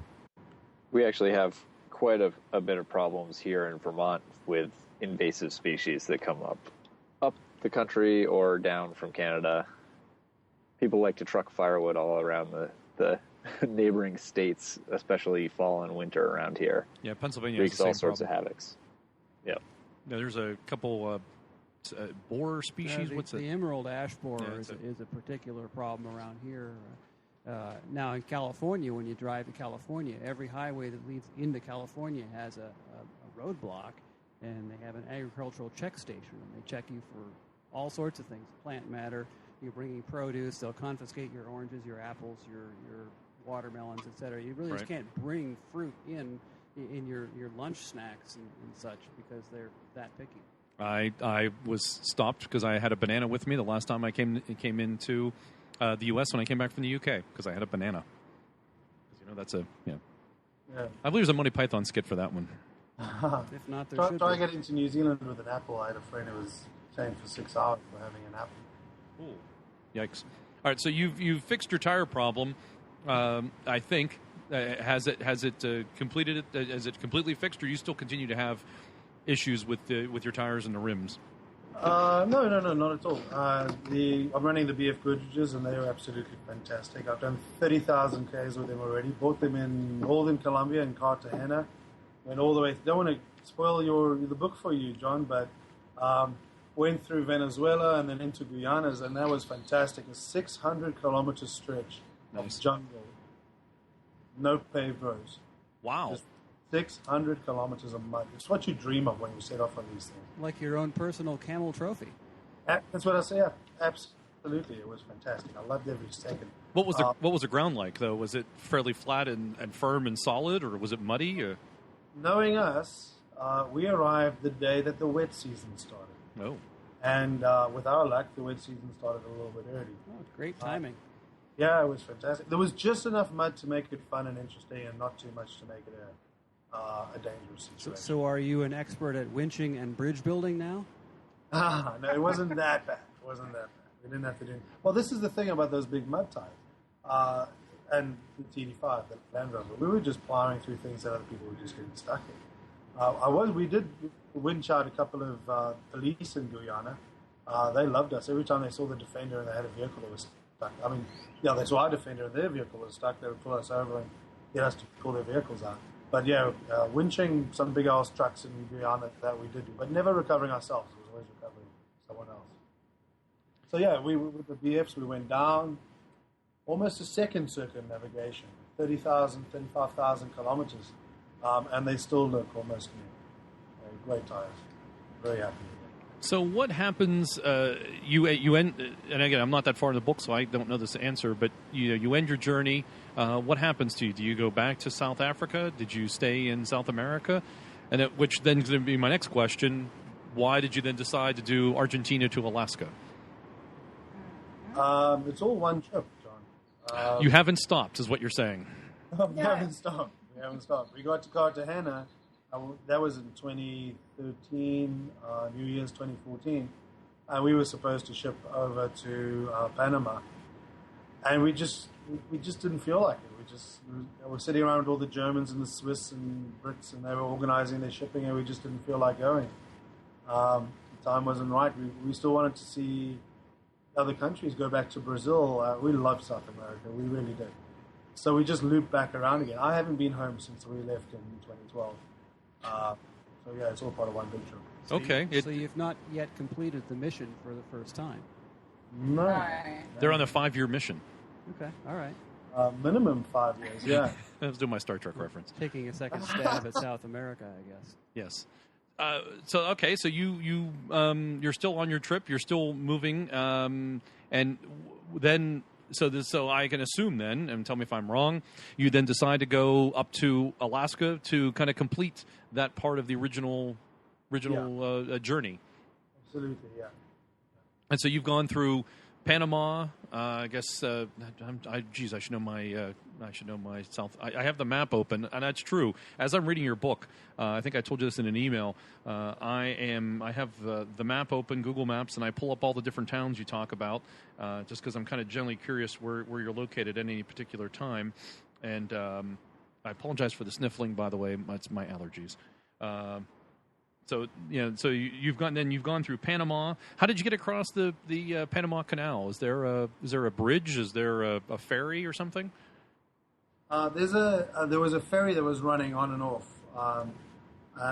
It's been rumored to be running since we started. We've been looking at this Panama crossing because it was potentially more expensive to ship the Land Rover from Cartagena to Panama than it was to ship from South Africa to Uruguay. Wow. Yeah, they screw you. They screw you properly. So we've been looking at this, and there's been rumors there was a German dude who tried to run a ferry for a while. I think there is some political intervention here. There's people who do not want a ferry running between the two countries. But anyway, so he had one going for a while, and he managed to get some bikers across, and I think 1 or 2 vehicles. But he was shut down pretty soon. And then the Italians got involved with the Ferry Express, and they brought this beautiful big modern ferry over. And we were very lucky to get almost the third last crossing before they suspended operations completely. And it was $750 instead of $3,000. Wow. Would have been almost $1,500 for the shipping traditionally with the container, but then you still have to go around with the cruise ship or you have to sail, and then there's 2 weeks waiting on the other side. So at the end of the day, you're looking at about $3,000 US. Wow. To ship across the Darien, the 100 kilometers of Darien. Wow. Yeah, we were actually in Argentina, and we were weighing up the costs of driving back up, as we've done, or shipping via Argentina to Mexico. And it was actually like $1,000 US just to ship from Argentina to Mexico with a vehicle. But we decided to hell with it, we'll drive again. So the Darien Gap is a very costly affair for all travelers, and I think, I hope the Ferry Express does run again, because it'll be good for the community as well, I think. Yeah. The overlanding community. Oh, yeah. Right. So you're currently in Cancun. Any of the countries that you passed through, Nicaragua, El Salvador, Honduras, any stories from any of those locations you wish to share? There's a special for those listening to the podcast, since I assume you're working on another book. Yeah, pretty much. When my wife doesn't have me doing other chores, I try and do some writing. We weren't very impressed with Central America. Well, the border crossings weren't as bad as everyone said it was going to be. It was a lot more expensive than we thought it was going to be, but it was pretty uneventful, actually. That's a good thing. For us, we usually find a way to get stuck or bumped down or break down or something, but it was pretty quick. We went through in 10 days, I think, through Central.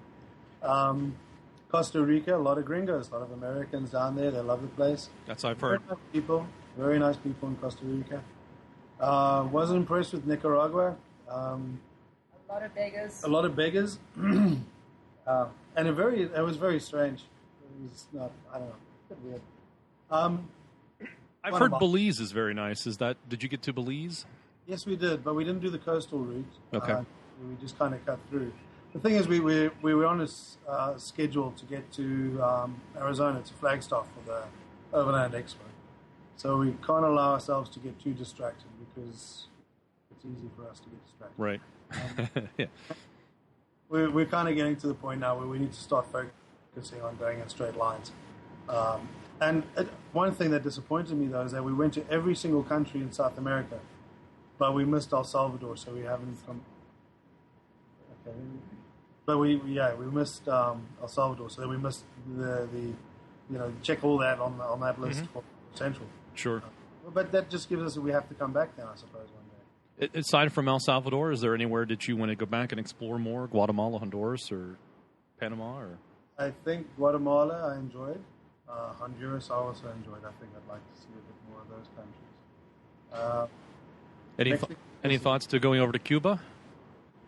Well, yeah, I would have loved to. I mean, because the floodgates are open, aren't they?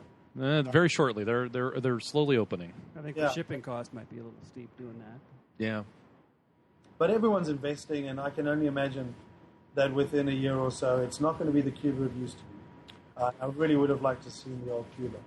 Well, I know the Canadians were very upset that we're starting to open up relations because it was kind of a place that my Canadian friends would go to, and they could hang out there, and it was unmolested by Americans. But that's about to change. They did. Oh wow. Yeah, Okay. I think that's the Europeans and the Canadians. I think are most upset because they could go somewhere and not deal with us. Yeah, because now we're going to show up and ruin the place. Yeah. Well, the Canadians still have Venezuela because you managed to screw things up there as well. Right? Oh yeah, well, hey, we're Americans. We're here to help. No, Venezuela, northern Venezuela, the islands are fantastic. I will say this: just wait for your Chinese overlords. You'll then thank us. They're like, can we have the Americans back? You're right. Absolutely right. Because the Chinese don't care about anything more than themselves. Tell me about it. I mean, this is the thing. You look at Africa, the predictions are there's going to be more Chinese than Africans pretty soon. And you look at our rhino, for instance. I mean, they believe that it gives them these special sexual powers. Go and buy Viagra. It's a tenth of the price, and it's guaranteed to work. And it works. Yes, exactly. It works. It's guaranteed to work. Mm-hmm. Even for those tiny little Chinese things they've got, it'll work. But they're slaughtering the rhinos in huge numbers. Yes. It's absolutely it's terrible. The future of Africa, and the problem is that African countries, the West needs certain things. They need human rights records. They need good governance. They need democracy. The Chinese don't want any of that. They just want minerals. They want resources. And if they've got that, they'll give those countries whatever they want. And we're seeing them. They're spreading through South America as well. You drive through Ecuador, and it's all these big signs. Chinese cooperation, but it's only Chinese workers. There's not one South American there unless he's cleaning the toilet. Like a virus. Any chance you could restore democracy to the United States? We're trying. We can try. I'd appreciate that. I'd like to have democracy back myself instead of this. You just need 2 or 3 more parties. No, we have We have plenty. All the parties we need. It's just that they're all funded by 1 or 2 people. And they call it an oligarchy. Anyway, so you're in Cancun, and from here you're now headed to Alaska. Is that correct? Well, yeah, through the U.S. We're going to come up here. What is this place called? Quintana Roo, the Yucatan Peninsula. Try and drag ourselves away from this coastline, which is absolutely spectacular. Baja, California, which is in Mexico, there's a very large off-road event that takes place there. It's the Baja 100, and that's when they get these super... What? Baja 1000. It's Baja 1000? That was Baja 500. It's Baja 1000? And, Not 100, 1000. They get these maxed out off-road trucks, and they fly at 40, 50, 60 miles an hour, and they're just bouncing around. And yeah. More than that, dude. Is it really? Oh, yeah. Oh, okay. They're doing 40, 50, 60 while they're in the air. Oh, okay. When they're on land, they're going more. So, you could look for that. I'm sure that'll distract you. Yeah, we got to see the Dakar in Bolivia. There was one of the for me, I've always loved the Dakar, and I really hate the TV coverage. So I thought, okay, I'd really love to see this. This is on my bucket list. Yeah, and we got up to the Salar de Uyuni, and we camped rough. We followed the locals, and we managed to watch a portion of it. That was pretty exciting. The Dakar is a good warm up for the Baja. Okay. So, as you've been traveling, I noticed, because you've put this in your book, you've come across a number of Land Rover communities, Land Rover groups, Land Rover legions. I think that's a good name. I like the Land Rover legions. Can you talk a little bit about that? I know it's based on reading your book, and I do encourage people to read the book. That's been very helpful to you, and you've made some great friends as a result of that. Any interesting stories that you wish to pull out from that experience? Each country has its own little Land Rover club, and the Land Rover is I think I mentioned earlier, it's a bit of a prestige vehicle in South America.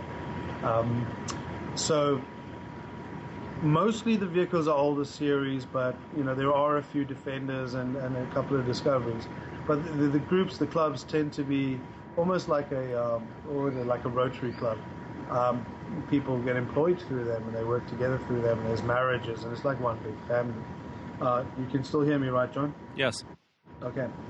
So yeah, we pulled into Colombia after the mountains of northern Argentina, Peru, and Ecuador, the Andes, which is just absolute murder. It's indescribable. You're driving. You're up for months. You're in over 3,000 meters in altitude. What's that? I don't know what that is. 6,000, 7,000 feet. Sounds about right. Closer to 10. 9,000 feet. You're spending months higher than 8,000, 9,000 feet in altitude. To get from A to B just takes forever, because it might be 400 kilometers, but it takes you 2 days up and down the mountains and through the valleys. So obviously that takes a bit of a toll on the brakes.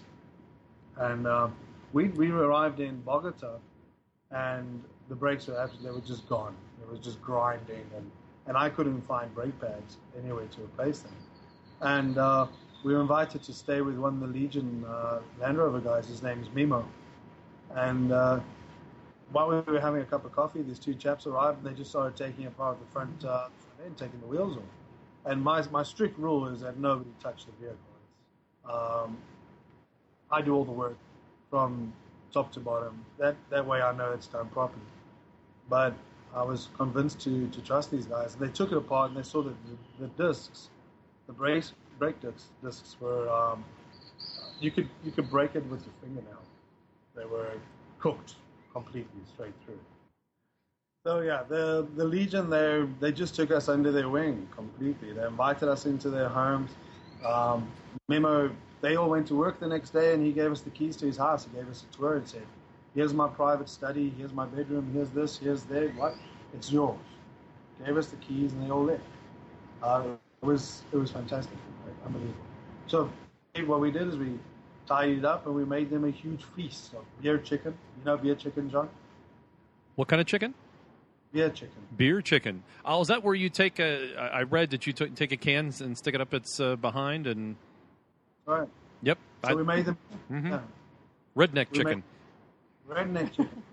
We made them a feast of beer chicken and all the assortments and things that go with it. And for the next, I think, 3 or 4 days, we just became really, really close. We just great people. And so they took us into Bogota at 5 o'clock in the morning because the traffic's so terrible. And the guys set to work, busy to replace all the brake discs. And after 14, 15 hours of work, we said, okay, what's the damage? What's the bill? And they said, oh no, it's nothing. You can pay for the spares. The Legion that clubbed together to pay for it. And for me, I was a little bit uncomfortable because I generally don't like asking or taking, but they were just so friendly about it. They were just so free. It was just okay. And that's the community that we know, and that stuff happens here. Yeah. I was like, well, then we better make some more food and drink some more beer, and let's have a good time. And that's what we did. They all arranged a get together for us. I think it was 60 people up in the mountains above Bogota, and Louisa made trays of South African sweets and desserts. We had a huge, they call it asado, barbecue. Yeah, good times. Fantastic people. Yeah, and in the time that we were there with them, they became family to us. And you're still in contact with many of them, I assume? Yeah. Good.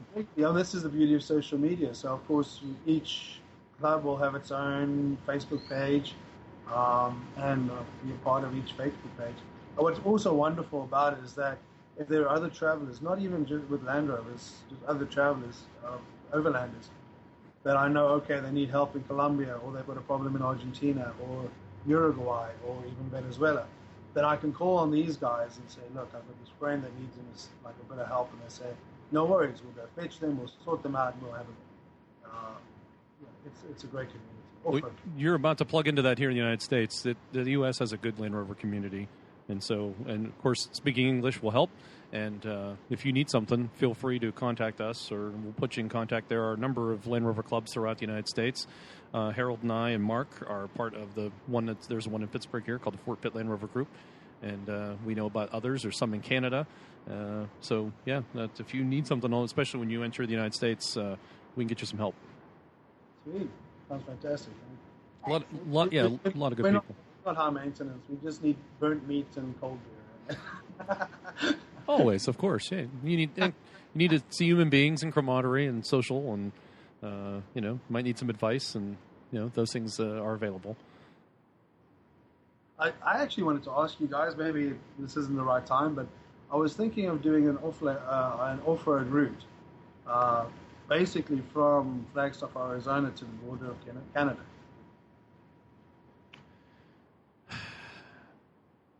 That'd be interesting. I'm not sure what exists along that route.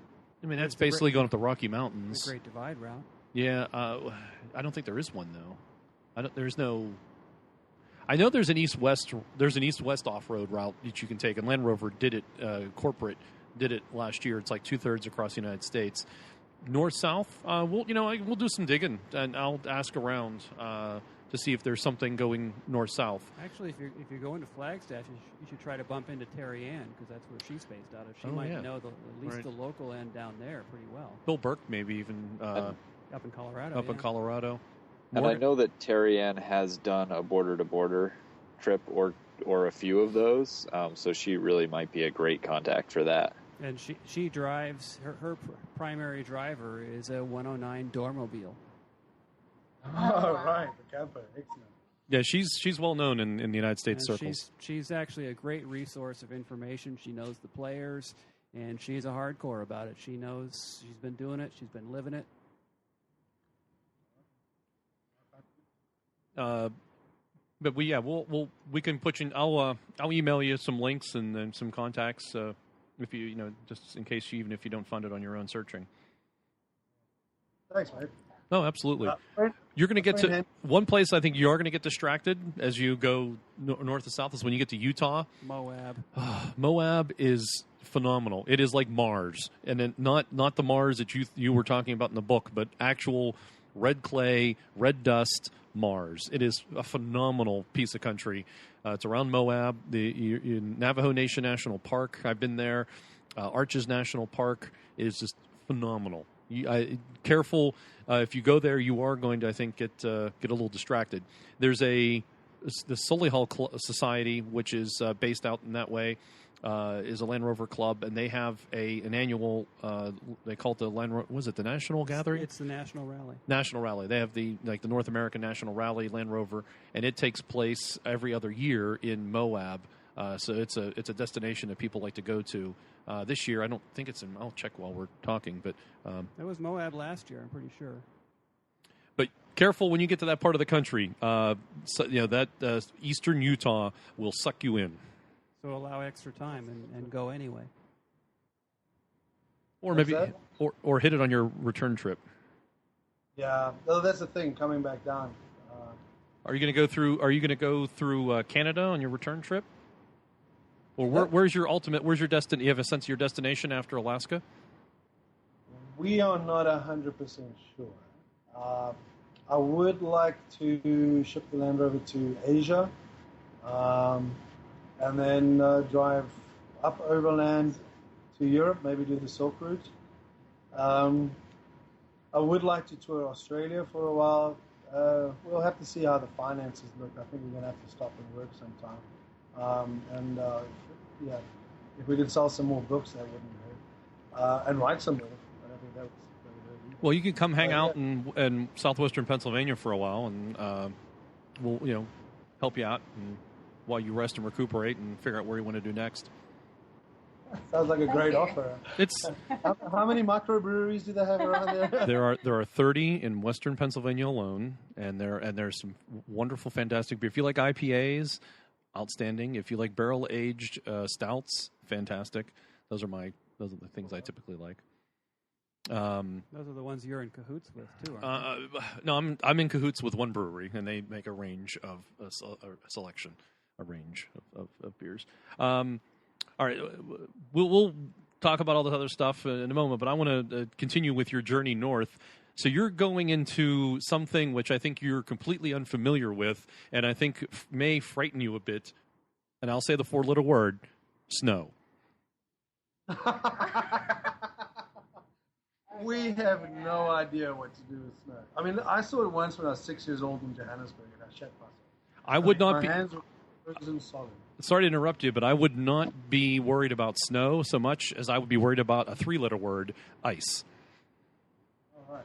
Ice is actually probably more of a danger and more something that folks are more familiar. That more folks would be unfamiliar with in winter type driving. Snow you can kind of get a sense of, and it's can be annoying, it can be blinding, and it's more in a sand kind of way of dealing with it. If you've driven in mud and sand, you can handle snow. Yeah, but ice is something that you won't. You lose. You know what ice is. You're going to lose traction. You're not going to have cohesion with the road, and every up is down, down is up, and right is left. That's something. And I'm not trying to scare you. I'm just trying to prepare you that an ice covered road is going to be a lot more problematic, I think, for you than driving in the snow. Fortunately, they're coming into the time of year when they're least likely to hit it here, which will help. I think what the wise thing to do, they have an expert actually take us out or go to a driving school and go drive on an ice rink or something. I don't know, but actually get some. That'd be cool. Yeah, with my 130 tearing up an ice rink, that would be awesome. But yeah, I think before we're trying to tackle on my own, I can do some reading on that. But yeah, if I could find someone who could, or just do a course or do some training. There probably is. 130 fully loaded on ice. That would be. I think you have about 5 months from now before you have to start worrying about it. Yeah. I mean, they clear the roads, and then if they don't, they'll let you know. Especially up in that part of the country, I'm sure there are roads that they don't clear or they don't treat in any capacity, and they would let you know that. But for the most part, I don't think.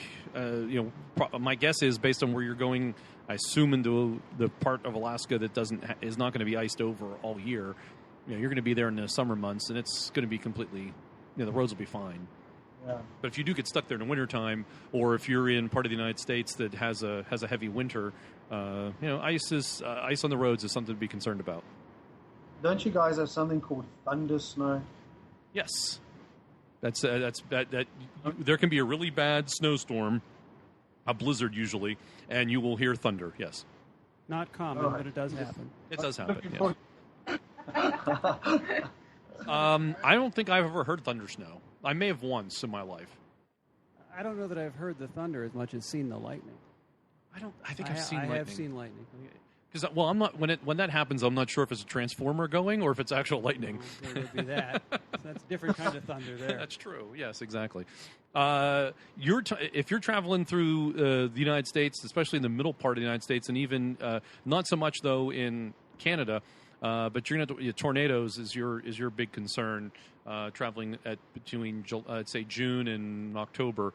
That's tornado season. Yeah, Kansas, Oklahoma, that tornado alley. Even into Illinois and Indiana. Yeah. So my mother lives south of Chicago, and that's at the tail end of Tornado Alley. Yeah, I mean usually you'll see them. It's very flat ground, and you can see for hundreds of miles. You might be able to outrun it, but.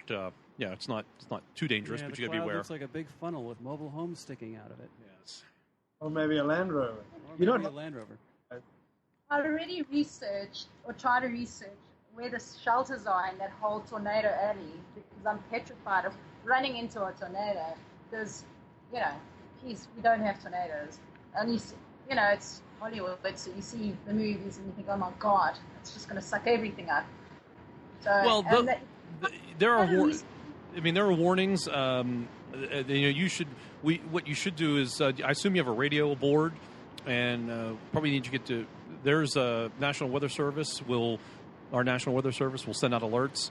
Local radio stations will do that too. So if it's something, and you see on the horizon, you see bad weather, like you've discussed a couple times in your book, you'll see that here, and you could then, try to turn on the radio or the weather band, and you might get some information. Yeah. You don't have to be completely scared. It's not it's not like there's tornadoes raining out of the sky or anything. Oh yeah. Louisa's got a new phobia.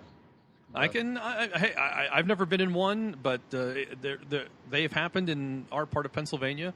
But because of our rolling hills, they are limited in their duration. But they do happen, and the really big ones that you see on the news, they wouldn't happen here in this part of Pennsylvania. But unless there's something really bad going on, but that takes a lot of energy and a lot of weather energy to happen. And you're going to know about it. It takes a lot of flat land for the big ones to really develop and propagate, too. Yeah, right. Whereas here, with our terrain, they tend to bounce around and break up pretty easily. Yes. And it's true, at least the one I remember when I was about 8 years old, the sky did, in fact, turn green. I never saw that before. And then we found out shortly after that there was a tornado about 5 miles away. So, yeah, it's very interesting. I absolutely love storms. I absolutely love them. I love them. But Louisa hates them, so yeah. Oh, I like a good storm too myself. Yeah, yes. So, where in Alaska are you headed? To the most there, kind of over there somewhere. That we're going to get there and figure it out from there. That's how we roll. We don't generally map our routes too far ahead. We used to do that. We were very German about it in the beginning.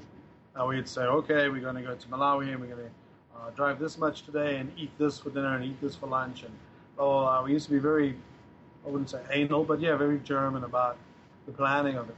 And now we go, okay, that's our general direction. We'll figure it out as we get there. And I think it's a liberating way to travel. So, my understanding, from what I know of that part of the world, I think the only way to get into Alaska overland is to go up through Canada. Unless there's a ferry around Seattle, I don't. You would have to drive through British Columbia and then connect up into Alaska higher up. You want to do it by land? That's how you do it. Yeah. That's the idea. Plan, yeah. Okay. I mean, you could take the ferry. I assume there is a ferry of some sort. Plenty of ferries. Is there? Yeah. Okay. From both Washington and BC. For the Land Rover as well? Morgan? Oh, sure. They have the automobile ferries, all sorts of things. Yeah, from both Washington and British Columbia that will take you into southeast Alaska. I hear it's a great way to see that area as well because you get to see as it glaciers, your ice flows, and all that. Perhaps we'll take the ferry on the way back down. I think it'll be quite a beautiful trip. That's a thought. Yeah, the inland passage, as they call it, is the waterway between all those little islands in southeast Alaska. And best way to see it is by water. In 2 years, I plan to drive my Defender around North America. It's my personal present to myself for turning 50 years old. And I'm going to head up in that direction myself, so I'm kind of interested to see what direction you take and where you go. I may use the intel that you gain for when I take my trip. We're unfortunately very limited, though, in that because I have a British passport, so I don't really have a problem. But the rest of the family are on the South African passports, and our time is very limited. So there's not a heck of a lot of time that we have for exploring that huge, massive land. What do you mean? You're limited to how long you can be in the U.S.? Is that? Yeah, we get 6 months. We got a 10-year visa, but it's limited to 6 months on a yearly basis per annum. So we're going to see if we can try our luck when we come from Canada back into the U.S. and see if they give us a prolonged period. But yeah, sometimes they stop the clock and then they set it again. Sometimes they don't stop the clock. So we'll have to see what they give us. Yeah. But we might cut short on time. And that's a concern for us, obviously. I'd love to explore that part of the world. Right. We'll see. Interesting. Well, we're certainly going to follow your journey as you head through western U.S. and up into Alaska. I've got a sticker on the back of my Land Rover in anticipation of arriving in the U.S. I had it made 2 years ago that says, "This is not a Jeep." Good. That's a good one because you're going to get that a lot. Yeah, we have that, and we have ones that have extra words inserted in the middle of that sentence. You'll get the Jeep wave. So just like there's the Land Rover wave, you'll have the Jeepers will wave at each other as they pass by each other, even if they don't know who they are. And when I'm on my 109, I'll get a Jeeper, wave at me, so I wave back. But it's exclusively like kitted vehicles, right? If you can see, it's got roof brands? No, all Jeeps makes and model. Not well, the Wranglers, the old looking ones. They will wave at each other no matter what state of repair theirs is in. Oh, okay. Yeah. There is another sticker out there that you should consider. It says, "I would rather push my Land Rover than drive a Jeep." Yeah. I have the Toyota version. I had it actually on the vehicle. I said I'd rather push my Land Rover and drive a Toyota. Yeah. But I took it off. I think it might be a bit, Yeah, the Toyota, you'll get a less rise out of people with Toyota than you would the Jeep. We met a lot of overlanders, American overlanders down here, and I don't think I've met one with a Jeep. No. Have you? No. That's interesting. What are they driving usually? Tacomas, Toyota Surf, Okay. Land Cruisers. Yeah. Yeah, and they're mostly Toyotas. I mean, we had a barbecue with, I think it was 6 groups of American overlanders, 6 individual vehicles, and every single one was a Toyota. Yeah. So tell us about the American Overlander, because this is kind of a new concept for us, and I've read it in your book. There's a number of them, but it's kind of surprising to us because usually we don't hear about our fellow citizens going out into the world and doing something like that. It's oddly alien to most Americans, I think, to travel like that. Are they? I don't know. Are there a lot of them? Are they decent people? I'm not sure what to ask, but the best kind, they're wonderful people. But they kind of fit generally into 2 age groups, either the newlyweds or the midlife crisis people, that kind of age group. that would be everybody on on this podcast right now. Yes. I'm speaking for you, Morgan. That's sort of the Rover crowd in this For country, sure. too. Yes. And that's why I'm taking my trip when I turn 50, because it's like, I'm not waiting until I retire and have the time. I'm going to do it when I have the capability. Well, that's our philosophy. Right. That's either one. Are Americans treated well when they're out and about? Like, if they're in Colombia and Brazil and, do they get more attention than maybe you do as a non-American? Everyone thinks we're American anyway, so we've been treated pretty well. It's only after a while that they find out that we're South Africans, but everyone's been lovely to us. Okay. I think Venezuela's dodgy being an American, but I think number one is your attitude towards the locals. If you treat them well, they'll generally treat you well. That said, there was a couple of Americans that had the shit kicked out of them in Peru. No, like properly. Properly. Head Concussion and knocked in with rocks and all kinds of stuff. It broken was really ribs. bad. Were they dicks?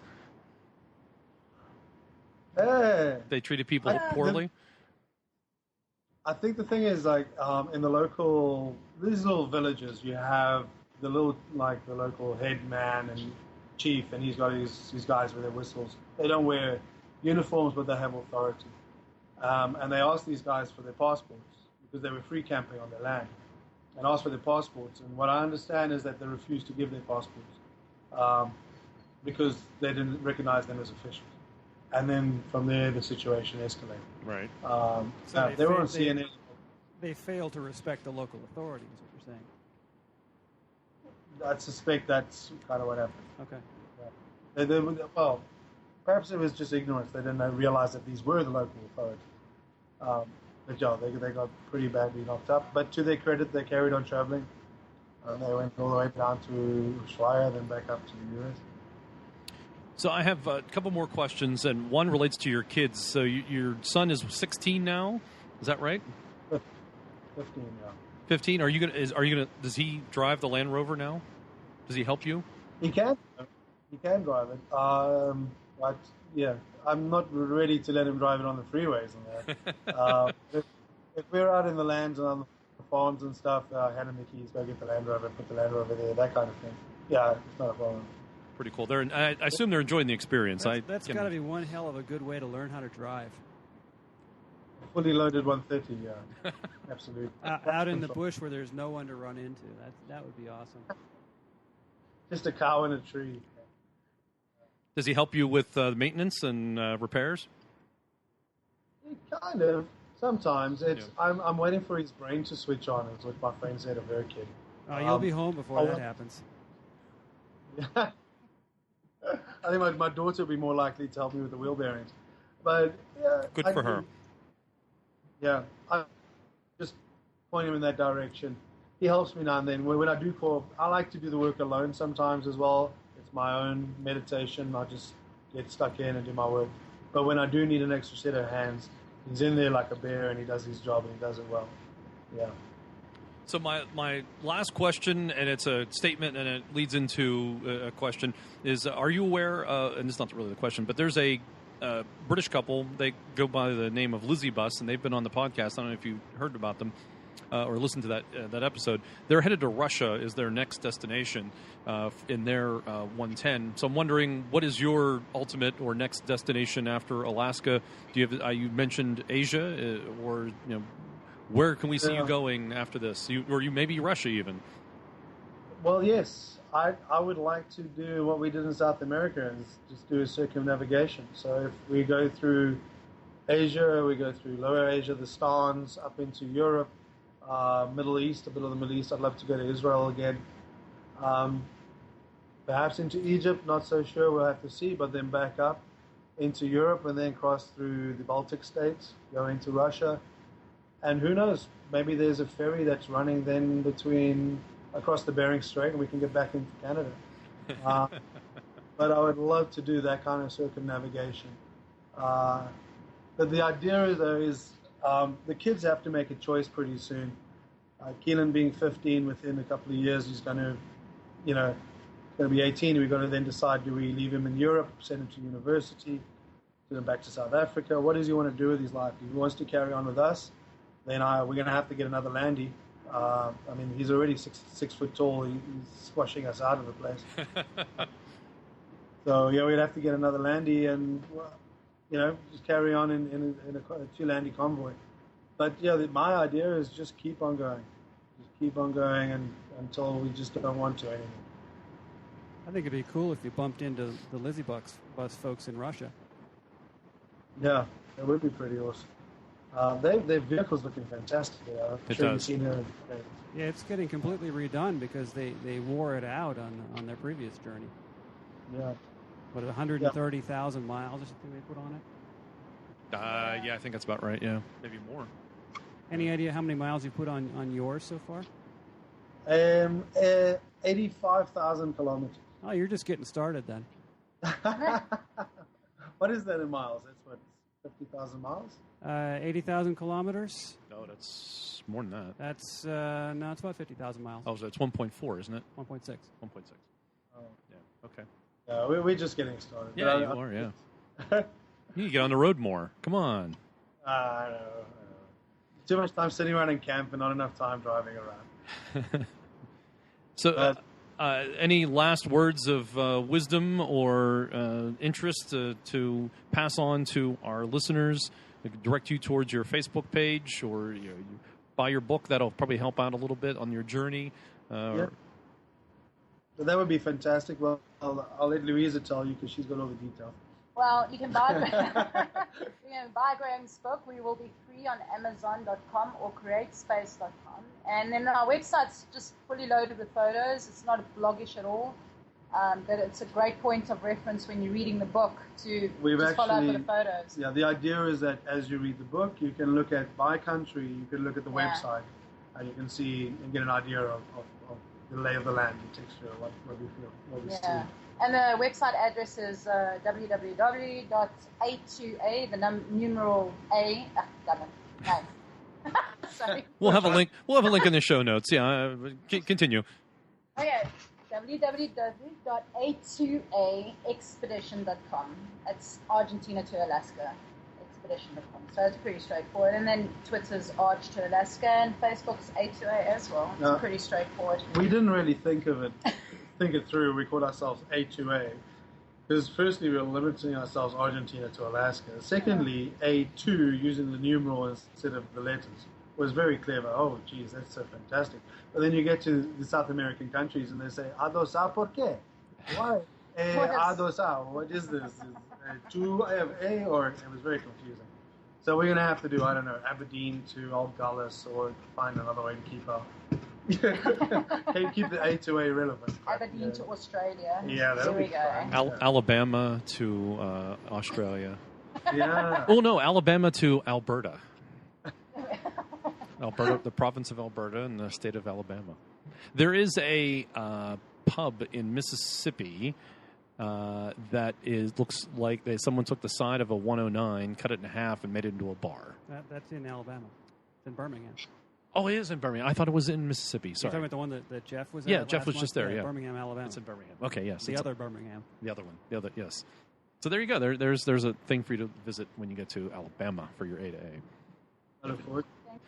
Well, I want to thank you for joining us from Cancun, Mexico, and on the podcast today. I'll certainly appreciate you listen to the podcast, and appreciate you joining us today. And you are certainly invited to come to southwestern Pennsylvania and have a beer with me and maybe some others. And I don't know, then leave. You have a nice time and then get out. No, not really. No, not at all. You're certainly welcome to come and visit.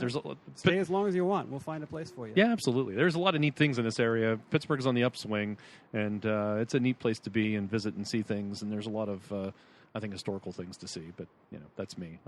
It's a good time to be in Pittsburgh, oddly enough. Before we go, I just wanted to clarify the one statement I made. We said you guys have got opinions and I've got experiences. What I meant to say is that you guys have got wonderful, well thought out and excellent opinions, and I've got experience.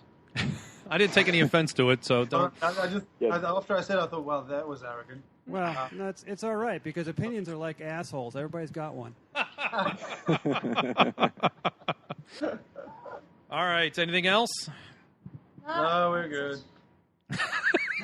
No, we're good. In other words, we're sick of you. I think we're yeah. No.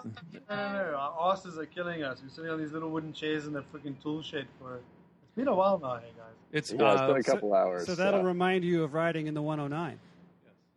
Oh yeah, pretty much. Guys, thanks. It's been awesome. Yes, it has. It's been fantastic. I appreciate it. Thank you. Yes, thank you very much. I now designate you friends of the podcast. Woohoo! We have to.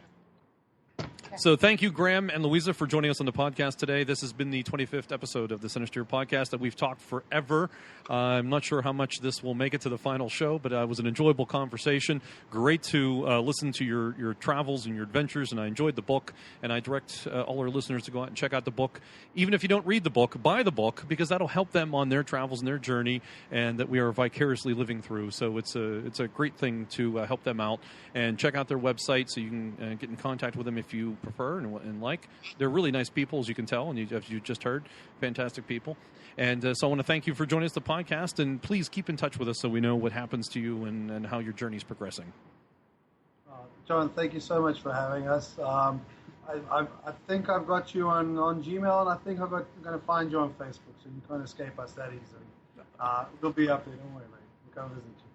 So thanks for the invitation and giving us the opportunity to introduce ourselves, and thanks for the time. It's fantastic. We have spoken for quite some time, and I hope everyone enjoyed it. And like I say, if anyone's got any questions or want to check out the website, please do so. Again, thanks very much for joining us on the podcast today. A little teaser for next month. We are going to join the loose affiliation of off-roading, overlanding, and truck podcast called the 4x4 Radio Network. I'll have more information about that next month, so we're going to be joining that. All it really means is a cross-promotion of our different podcasts, so that'll be coming up next month in May. But for now, that concludes the April edition of the Centresteer podcast. Thank you very much.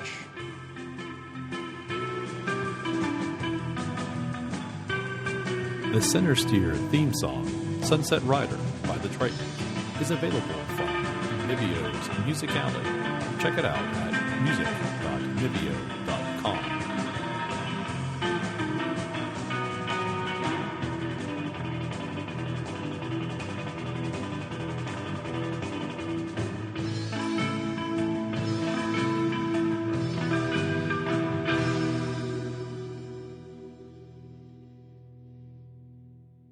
Good. So you only have Apologies for the delay. That's fine. You only have 15 minutes? Yeah, I think so. The internet's very patchy here. If you could see where I was, you'd be amazed. We got this far. Where are you? I'm actually at the in-laws. Oh. All right.